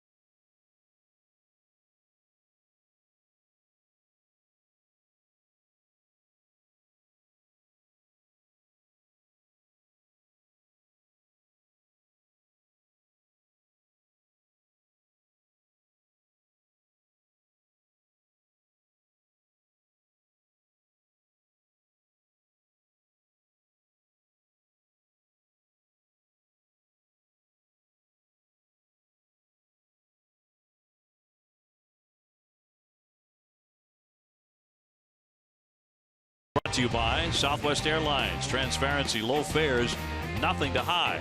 By buyatoyota.com, Toyota's website for deals.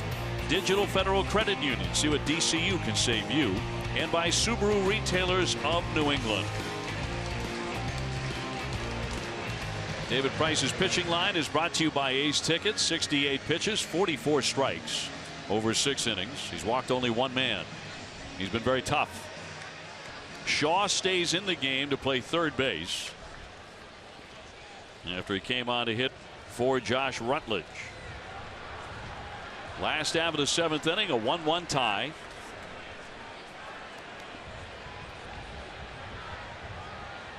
The cleanup man Duffy, who is 1 for 2 with a base hit, will lead things off. He'll be followed by Crawford and then Brown for San Francisco. Tries to bunt, he pops it up but foul into the Red Sox dugout.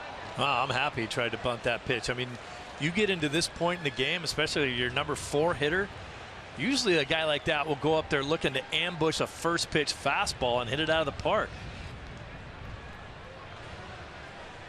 Looked like it was a pretty good pitch to hit. Sometimes as a pitcher you wonder, well, maybe I should start him off with a breaking ball in this situation, but he did throw him the fastball. The 0-1. Here's that first pitch to Duffy. If you're thinking let's go dead red and try to jump the yard, that's a pretty good pitch to do it on.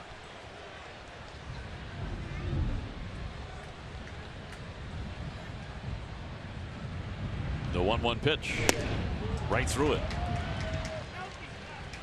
Got something off speed there. Duffy played for Orleans in the Cape Cod League back in 2011. Crawford up next.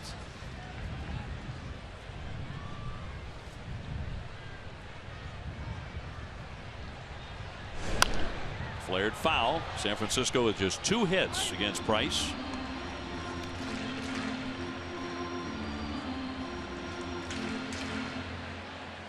Bumgarner is out of the ball game. He's used his cutter down and in to right-handers pretty well tonight. It's a dangerous pitch if you leave it out over. Looks like he's going in there again. And it's in there. He buried it at 95. That's a fastball to strike him out.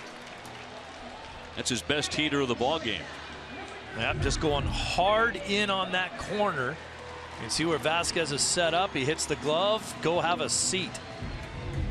Lexus making a pledge to strike out hunger. For every strikeout by a Sox pitcher, Lexus donates $50 to the Greater Boston Food Bank. Nice to see 95 from Mr. Price there. Yes. That's the real thing. As the night goes on. Sends up Crawford, who is lined to center and grounded to first.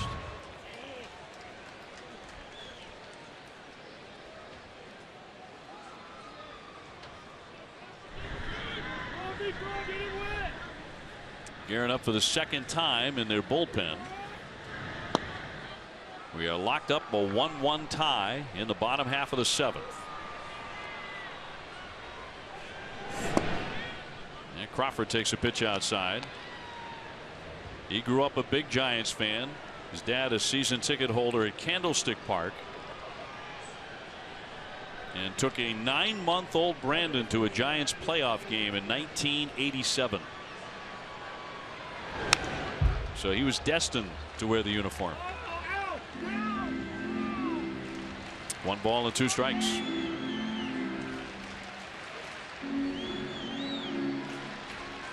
Base is empty and 1 man away.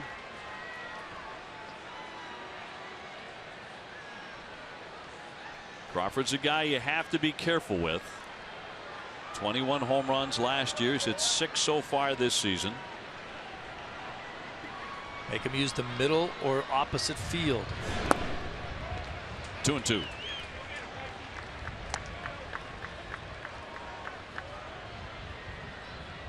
In the 8th inning, the Red Sox will have the top of the order due up.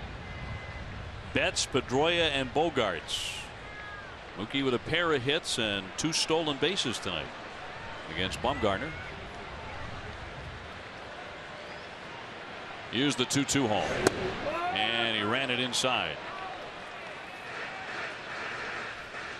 Now, thousands of kids in the Boston community are unable to play baseball or softball because they can't afford equipment. You can help by donating equipment at Fenway. Join the Red Sox in the Baseball Tomorrow Fund by bringing yours June 17, 18, and 19.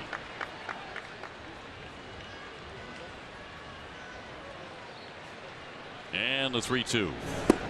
Checked his swing. It is outside for ball 4.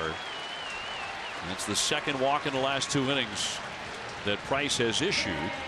And the go-ahead run is now on for the Giants in the 7th. In front of Trevor Brown. 225 with 4 home runs. A little bit of power here for the backup. Backing up Buster Posey.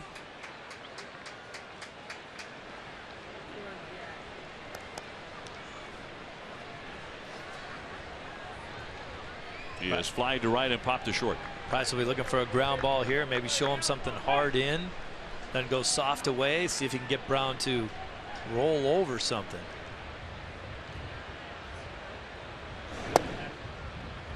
He takes low for ball 1. With very, very few base runners against Price in this one. He's allowed only 2 hits. One of those a home run to Brandon Belt in the 4th inning. It splashed into McCovey Cove. The 1-0. And that'll miss. It's an odd pitch sequence to Brandon Belt there too. He hasn't thrown a lot of big overhand breaking balls. He threw 2 of them in that at bat. Belt hit 1 of them into the water.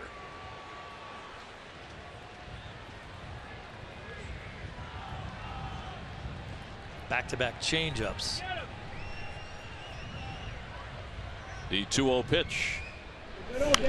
And popped up foul out of play.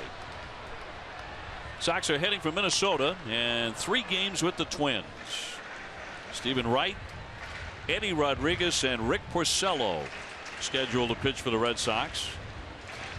Both Saturday and Sunday will be day games.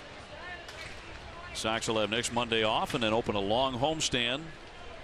Mr. Wright will go in 6-4 with a 2.29 ERA on Friday night.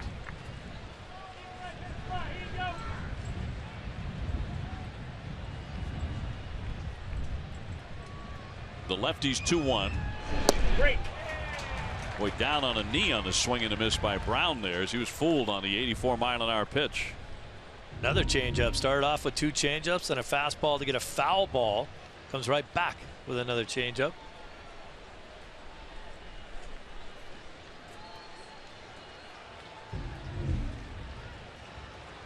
Jared Parker on deck for San Francisco. Crawford at first. We're tied up 1-1 here in the 7th. And it's knocked foul again. Now say hello to the DD Perks loyalty program. It's how Dunkin' Donuts shows big time appreciation to loyal fans with great offers and perks like a free beverage when you join, another on your birthday. Enroll today at ddperks.com or on the Dunkin' Donuts mobile app. The Red Sox run on Dunkin'.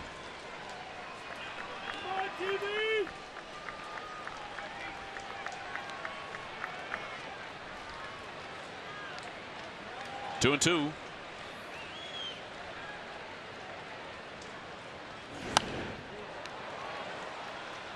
They're going to announce another sellout tonight. The Giants have sold out their last 436 regular season games at AT&T Park dating back to October 1 of 2010. The longest active home streak in the majors. We got about another 300 to catch the Red Sox record. Oh, it's a nice crowd tonight. Foul back. But if this is a sellout, there's a bunch of people showed up dressed as an empty seat. Yeah, there are a few in the upper deck. Not to say those haven't been sold, though.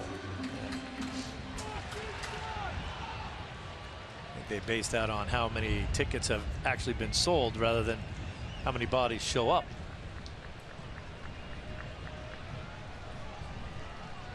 One man out, one man on. Price very, very deliberate with runners aboard.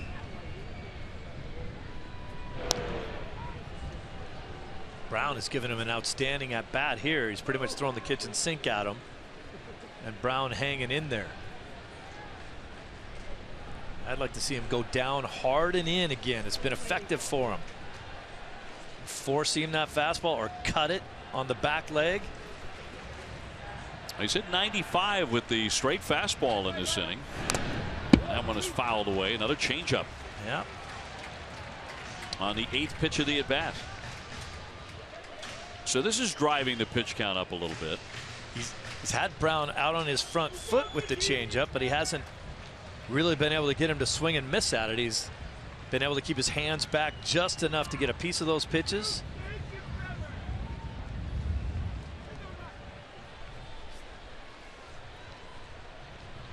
Red Sox 1, Giants 1 in the bottom of the 7th.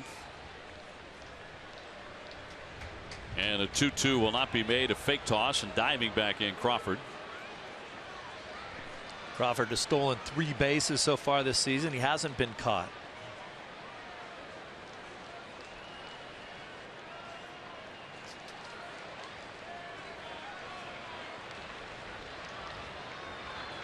The 30-year-old left-hander with a 2-2. And inside, he has run it full. Remember, he just walked Crawford. Now 3-2 on Brown. And Parker on deck.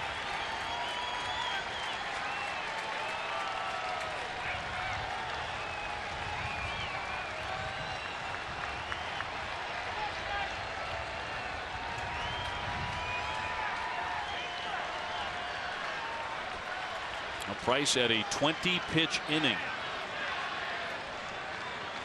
And a 3-2 with a runner going. Swinging a high fly ball. Deep left field. Young is back though with room on the track. He makes the catch. And Crawford back into first base. Wow. That ball almost looked like it got held up. The wind is blowing out off the bat. That looked like a ball that might end up in the seats, and then it just kind of died out there. It's like a good-looking shot right there off the bat. Even David Price kind of kicks at the dirt, and then you see it just kind of hang up there, and here comes Young. Easily makes the play. Never a doubt. So 2 down. And Parker, who blasted one last night, a home run onto the roof and right. 0 for 2 tonight. He's grounded twice to second base. And he flicks that one foul. Parker's the first Giant rookie player ever in the organization to hit 3 home runs in a game. He did it last September against the Oakland A's. He hit 29 homers last year between AAA and the big leagues. He was 2 for 4 last night. Here's the 0-1. And he made contact there and he fouled it away. And again for the Red Sox, it's Betts, Pedroia, Bogaerts 2 up when we go to the 8th inning. This is where I think you'll see Price on the outer half of the plate. Big mistake a pitcher can make in this case is to try to be too perfect with a pitch. Just run this pitch off the corner of the plate away. Continue to go out there. Sometimes they'll try to make the perfect slider, a perfect cut pitch. Might climb the zone up high with a fastball here. Looking for a punch out. Here comes the 0-2. And spoiled. Hey, I don't know. See, for me there, OB, this is just too good a pitch on an 0-2 pitch. It's a fastball just middle away. Throw me that cutter right there or give me a slider. Make that thing run all the way off the plate into the dirt even. This is by far his longest inning. Here comes pitch number 25. With a runner at first base and 2 down. Here comes the 0-2.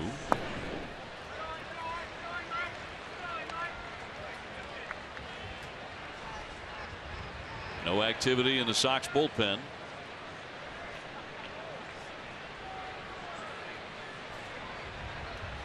The Giants pen is already in the game. As Bumgarner departed after 6 innings and 101 pitches. Wind continues to blow out to left. The 1-2. Check swing, and that's downstairs. 2-2 on Parker.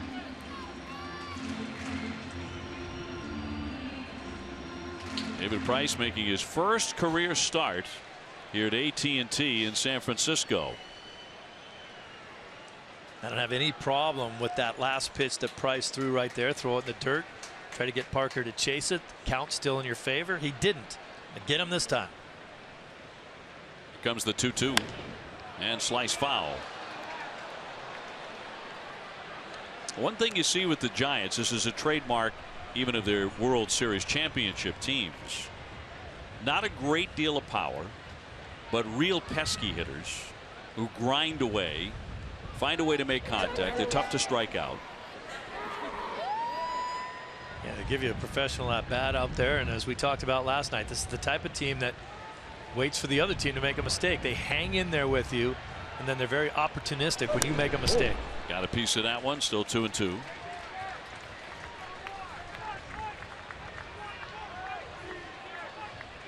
Well, they're in first place right now. They have a 3-game lead over the Dodgers coming into play today. And it's an even numbered year, so they really like their chances of winning the whole thing. Winning it in 2010, 2012, and 2014.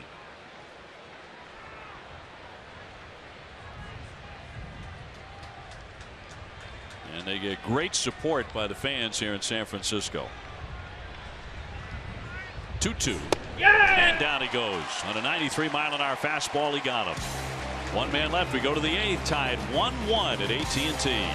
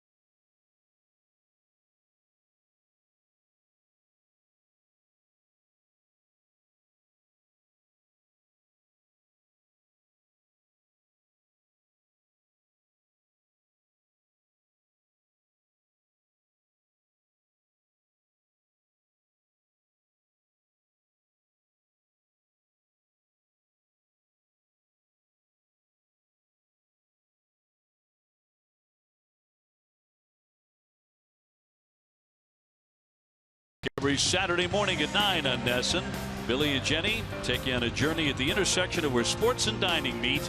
Dining Playbook on NESN, driven by your New England Chevy dealers. Another sellout tonight in San Francisco, 41,635.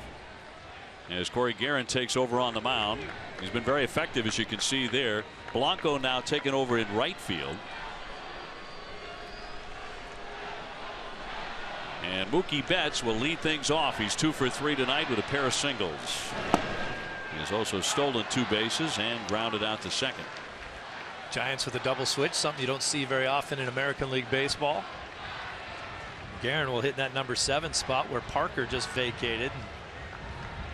Blanco comes into the pitcher spot, hits 9th, which will be up second in the order.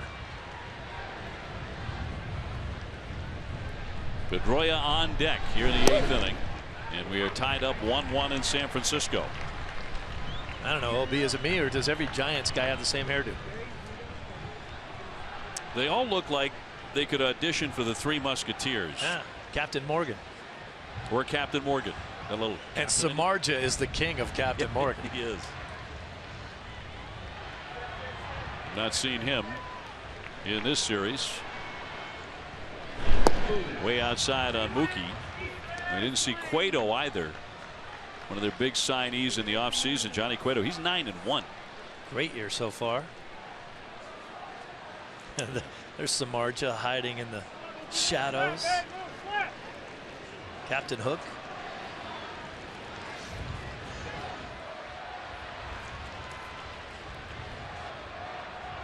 The 1-2 to Mookie. Cut on and miss. That was pretty nasty down and away to strike him out. One gone in the Red Sox 8th. Did a good job of staying away from Mookie here. He doesn't want a chance coming inside. Little slider running off the plate. One gone for Pedroia, who's had a really good night. 2 outstanding defensive plays. He's also walked and singled to run his hitting streak to 15 consecutive games. Looking to reach here in front of Bogarts, who's on deck. We're tied 1-1. OB, you were telling me before the game that you don't think we've even seen the best of Pedroia yet. Like when the sun comes out, he's going to heat up even more. I think that's true. I think he's had a really, really good season. And I think an all-star caliber kind of year because he's been healthy. But I think you're going to start seeing him really hit for more power, really drive the ball here. I think this is the beginning of a really long hot stretch for him because we've seen him do it before. Oh, sure. Health. Always the X factor with him, and he is healthy. He said he's had an outstanding season to this point. And is in there for a strike.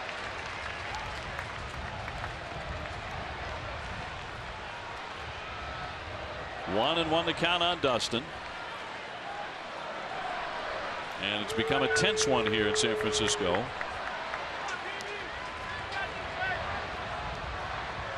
Nobody throwing in the Red Sox bullpen, so Price is going to go back out there. That one is punch foul. Did you know that Nesson has a brand new site for car enthusiasts? That's Nesson Fuel, the new home for everything automotive. Visit NessonFuel.com and follow Nesson Fuel on Facebook, Twitter, and Instagram today.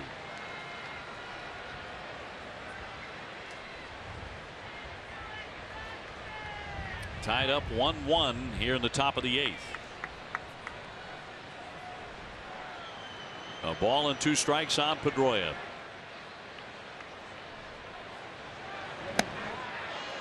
Did he offer? No, he didn't. 2-2. It's an effective pitch for Guerin. That sweeping slider away from the right-handers. Right-handers hit just .211 against him. Big Poppy taking in the action for the second night in a row. A witness, at least for now. He is available to pinch hit. Ortiz contributed to the win last night coming off the bench as that one is popped up down the right field line. Belt, Tomlinson, and Blanco converging, and nobody makes the play off of Belt's glove down in the bullpen area. And a break for the Red Sox, and the at-bat is still alive and kicking for Dustin. I know Dustin's a right-handed hitter, so those guys have a long way to go, but that shouldn't even be Belt's ball. That's a Tomlinson ball or Blanco from the outfield. So one of those guys got to come in and make that play. It's a much more difficult play for Belt running away from the play.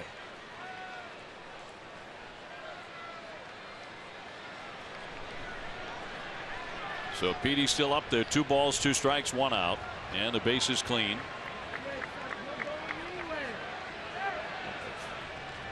And a 2-2 from Guerin.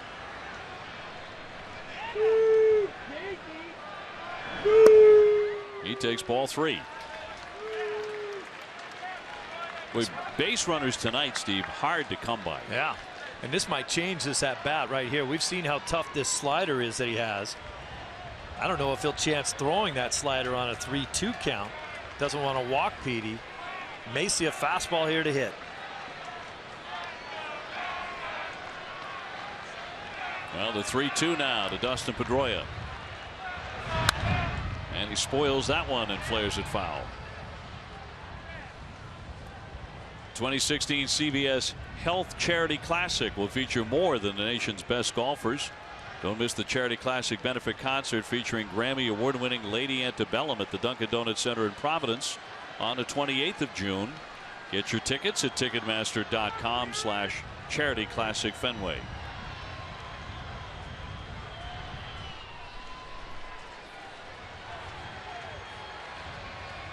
Guerin again with a 3-2 pitch to Pedroia.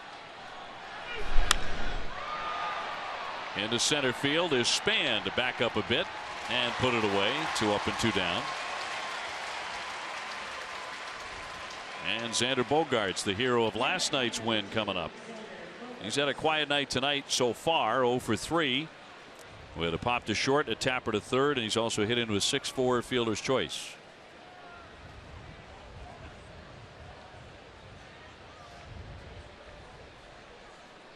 Xander last night with the 2-run single in the 10th inning. Didn't hit it hard. He flared it to center field, but it dropped in. And the Red Sox would win in 10. Red Sox have been good in extra innings. They're 4-1. Yeah. He looks at a strike on the fastball.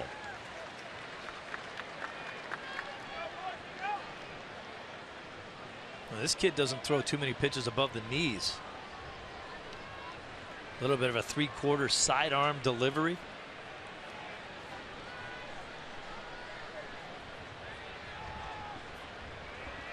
Guerin with his 0-1. It's been a nasty pitch and a count 0-2. Another slider. Bogey out in front, looking like he's trying to pull that ball. Watch Bogaerts kind of fly off of this pitch, trying to pull that. Just really kind of getting away from his bread and butter over the last week or so, maybe. Let's start thinking of going to the other way a little bit more often.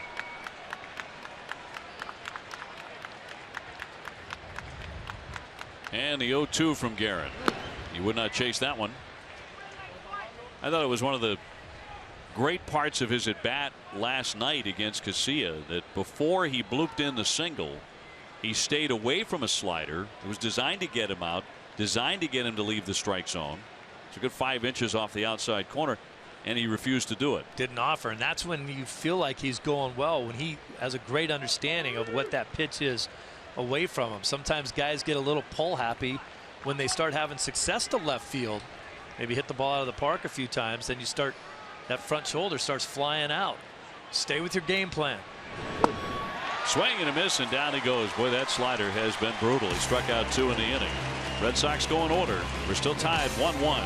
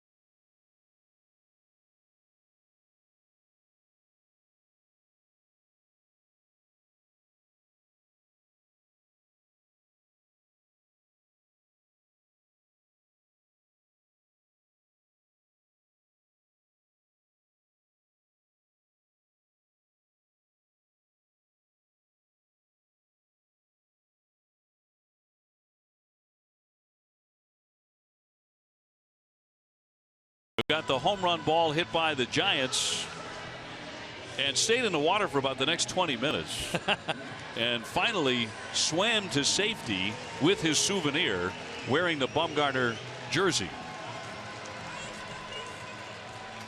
So quite a night for him. One of the 2 home runs hit in the game. Chris Young has the other. He was like a human bobber out there. He was on the Brandon Belt home run in the 4th inning, and that's the extent of the scoring, the 2 solo homers.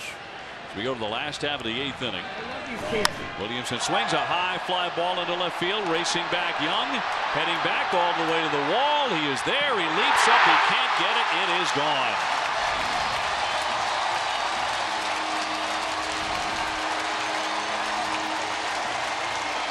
Here in the last half of the 8th inning, the Giants take the lead 2-1 on their second solo home run off of Price tonight. Well, remember we talked about late innings, looking for a first pitch fastball that you can handle and jump all over. This ball middle in, right into the happy zone. That's a changeup, not a fastball, but up in the zone. And Williamson just gets out in front and pulls this thing high and deep down the line. His first major league home run. And it puts the Giants in the lead and gets their closer up now, Santiago Casilla, in their bullpen. And here's Blanco. He takes a ball. So 2-1 San Francisco here in the 8th.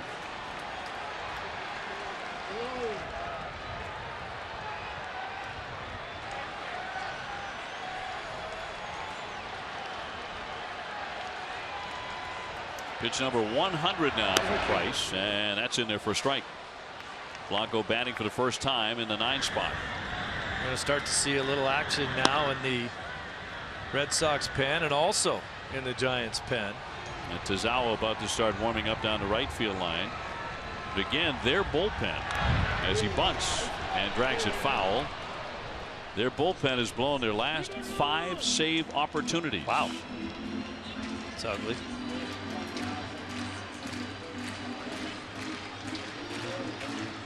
Blanco trying to bunt his way on. Count of 1 ball and 2 strikes. Denard Span, another speedy guy, is up next. Just got to think that pitch from David Price, the changeup at 84 miles an hour to Williamson on the inner half. It's not really where you want a changeup to a right-handed hitter. A little bit up in the zone, inner half. Again, his first big league homer. And a 1-2 to Blanco. To the first baseman Hanley. And Ramirez will make the play for the first out in the inning. So 1 away, top of the order now, Denard Span. For the Red Sox in the 9th inning, due up are Hanley, Ramirez, Jackie Bradley, and Chris Young, who has homered tonight for the only Red Sox offense. San Francisco has been held to 3 hits, but 2 of them have left the ballpark, and that is the difference in the game. Span is 0 for 3. He has flied to left. He's also grounded twice to Dustin Pedroia at second, and he'll look at a strike. So that's the saving grace from a Red Sox perspective, that the Giant bullpen has not been good in recent days.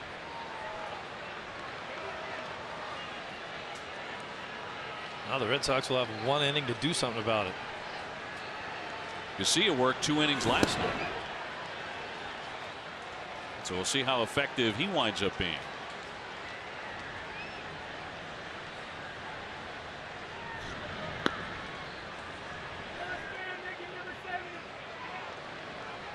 And Price with a 1-1 pitch to Denard Span. Fouled away.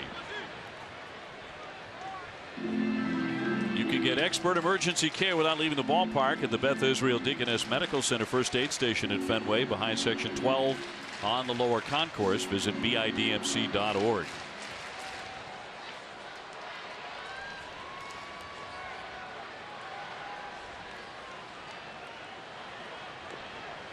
If the Red Sox do not rally and win here tonight, they would go to Minnesota trailing Baltimore by a game and a half. Waved at and missed, and down he goes on a changeup. So Span is 0 for 4. 2 away.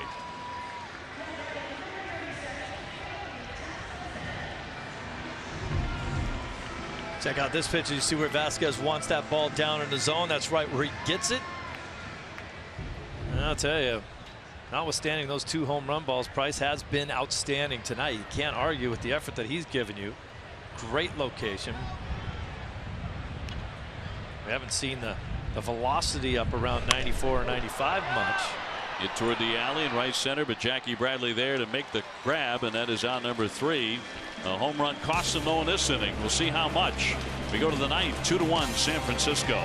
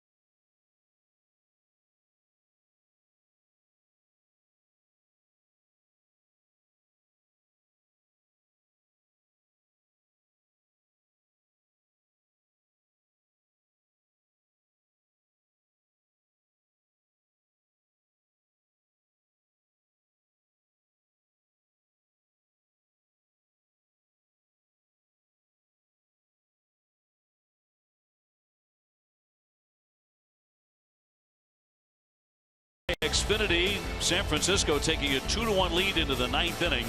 Price was very, very good over 8 innings, 7 strikeouts, but he could lose it. Williamson there with a home run moments ago, his first career home run. Andy Ramirez about to lead things off here in the 9th inning against Casilla.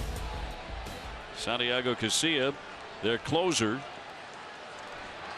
And Joe Panik is taking over at second base for the Giants. Casilla with a 2.74 ERA, but he has blown 4 saves. That is tied for the second most in the National League. And he's allowed 8 of the last 15 batters he has faced to reach. He threw a ton of pitches last night. That ball's in off the plate. Hanley has seen that pitch in a couple of at-bats already this evening. Each time it's been called a strike, and he's disagreed every time. Not so sure I don't disagree with Hanley. You know, those aren't very good pitches. He's 0 for 3 in this one, so his slump continues. Casilla threw 23 pitches last night. Red Sox got him in the 10th. You and I were surprised to see him come out for the 10th. Yes. The 0-1. High fly ball, left center field. That's deep. Williamson back, and he's going to have room to make. Oh, he drops the ball. Hanley heading into second base, and he will stop right there. That'll be an error on a man who just put them in the lead, and when he went out there and heard the cheers before the inning began, he tipped his cap to the crowd. Yeah, well, he was a hero a minute ago. I got it, I got it. The wind's blowing. All of a sudden, I don't got it. Off the finger of his glove there. And a big time break for the Red Sox. We've seen guys all day long have a little bit of trouble with the way the wind's blowing today. It's blowing strong and straight out right now. This ball's going to hit the little finger of his glove. Boink.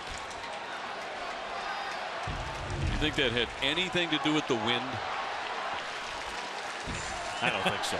He just missed it. Well, he just missed it, but he thought he was under it, and then he had to keep drifting towards center field, and I think that had a lot to do with the wind blowing the ball that way. But yeah, he should have caught it. No question he should have caught it. So an error.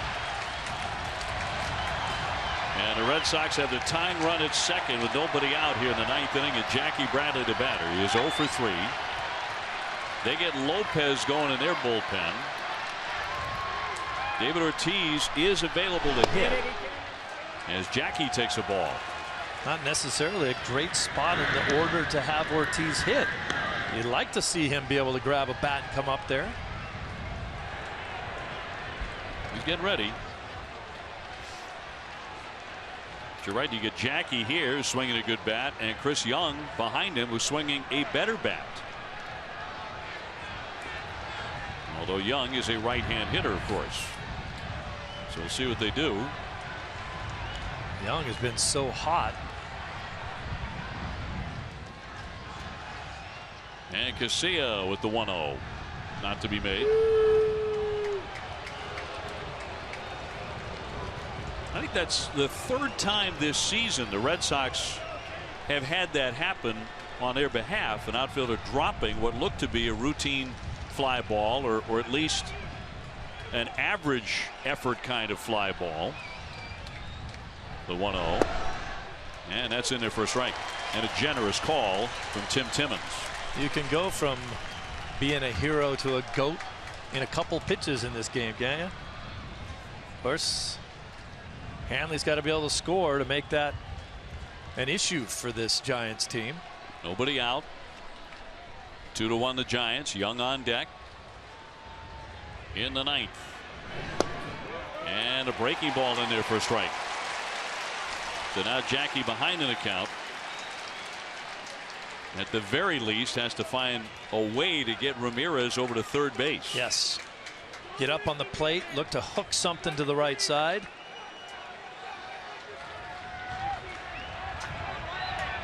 Casilla, the Giants closer. And now Brown pops up, and he wants a mound visit.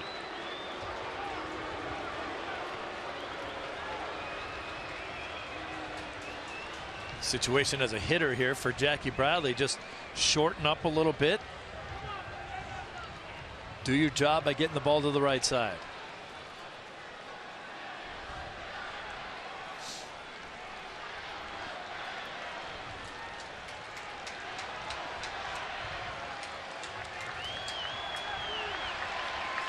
The 1-2 to Jackie. There you go. And in there for strike 3. He's caught looking, and again a pitch that looked like it was outside, and Jackie rarely argues. But Timmons gave a couple of strikes there that looked like they were off the plate. And now David Ortiz will hit for Chris Young. Big Papi for the second night in a row coming off the bench as a pinch hitter. And again, you listen to this crowd, you can't tell me these are all Red Sox fans cheering for him. These are a ton of Giants fans cheering for Ortiz in a situation where he can beat their team.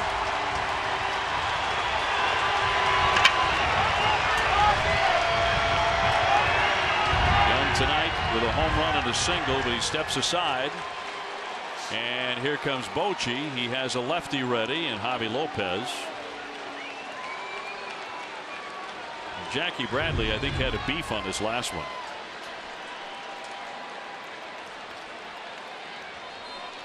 Certainly didn't have to be called a strike. You can see it outside the strike zone. So it'll be Lopez, the left-hander. That's all for Casilla. Runner at second base, and David Ortiz about to swing away when we come back to San Francisco.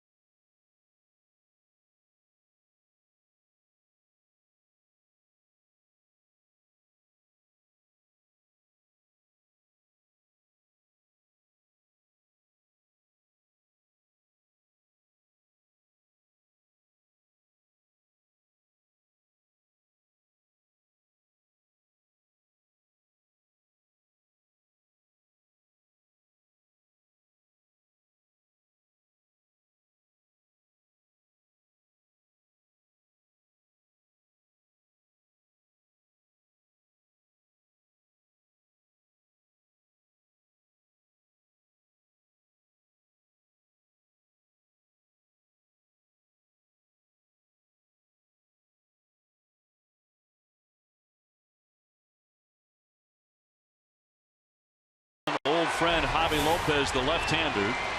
You look at that 5.23 ERA, and left-hand batters are 10 for 30 against him. That's .333. Yeah. Poppy is 0 for 1, but does have an RBI career against him.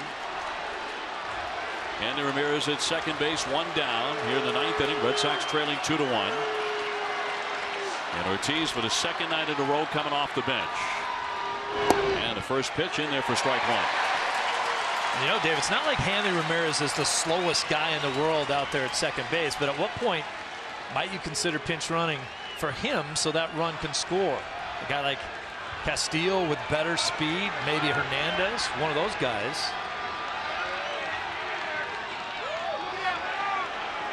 Shaw on deck. Red Sox got a gift to put Hanley on. A drop fly ball by Williamson in deep left field.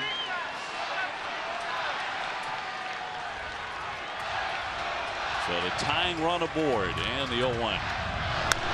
Grounded foul.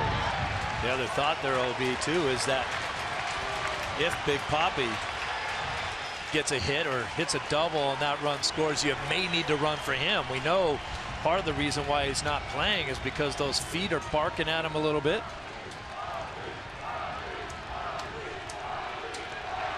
He's down 0-2.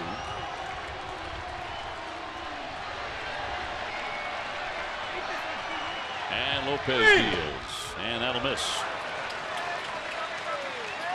1 ball and 2 strikes. Sox have only 5 hits all night. The Giants have 3.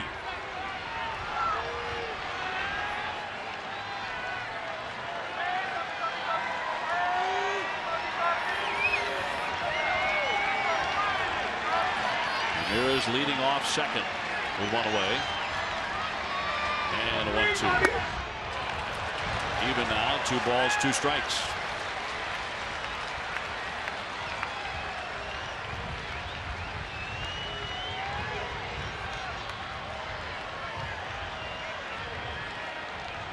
Look at those numbers over the last 14 games. 21 RBIs, hitting .431. Watches that go for ball 3. So the count is full. His plate discipline, knowledge of the strike zone, ability to not swing at a lot of bad pitches out of the strike zone is really amazing. Trying to get him to chase this one out of the zone, and he just won't do it. So will his former teammate give him anything to swing at here on 3-2? And here it comes. He popped it up down the line. Long run for Duffy, still going after it, can't get to it, and he's up and into the tarp. Very protective swing there by Big Poppy.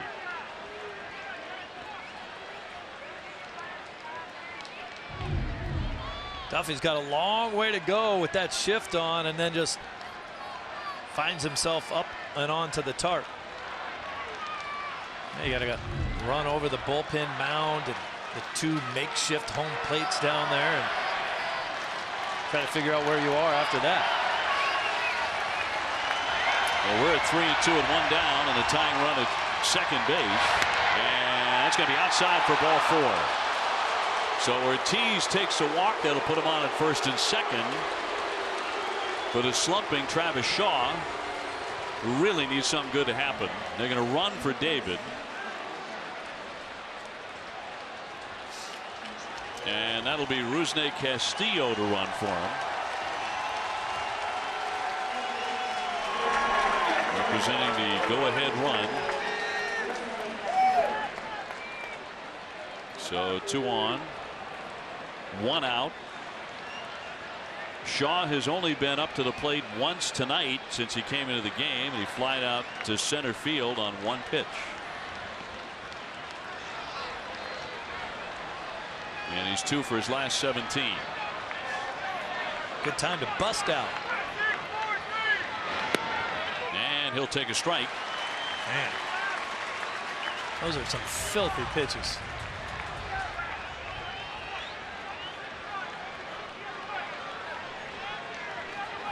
That was a good pitch for Shaw not to swing at. Not going to do much with it. Wait for something better. The 0-1 from Lopez. He would not chase. 1 ball, 1 strike. Only 1 away. Sox with 2 men on in the 9th inning. Giants ahead 2-1.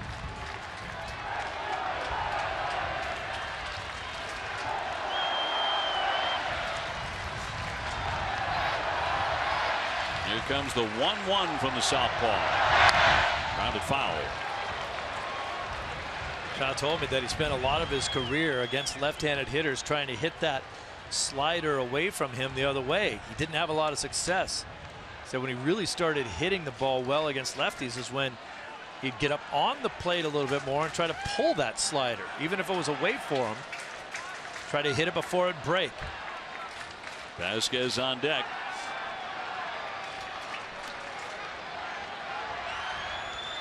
And the 1-2 coming. Way down and missed, and down he goes, strike 3.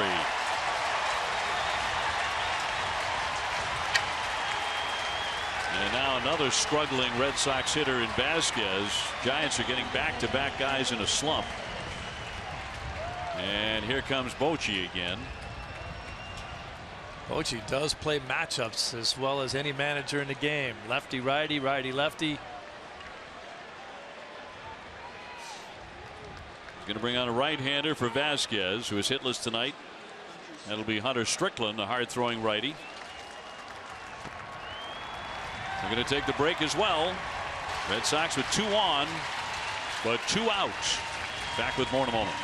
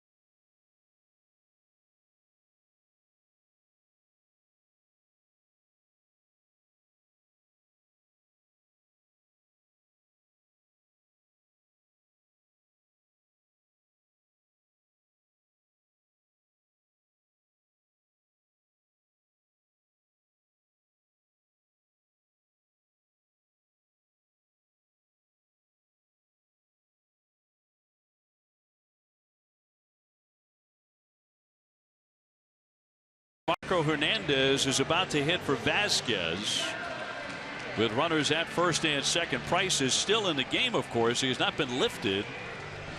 He is the pitcher of record. Should the Red Sox lose it right here, he would take the loss. Obviously, he's not going to hit for himself, but he is sent out to the on deck area.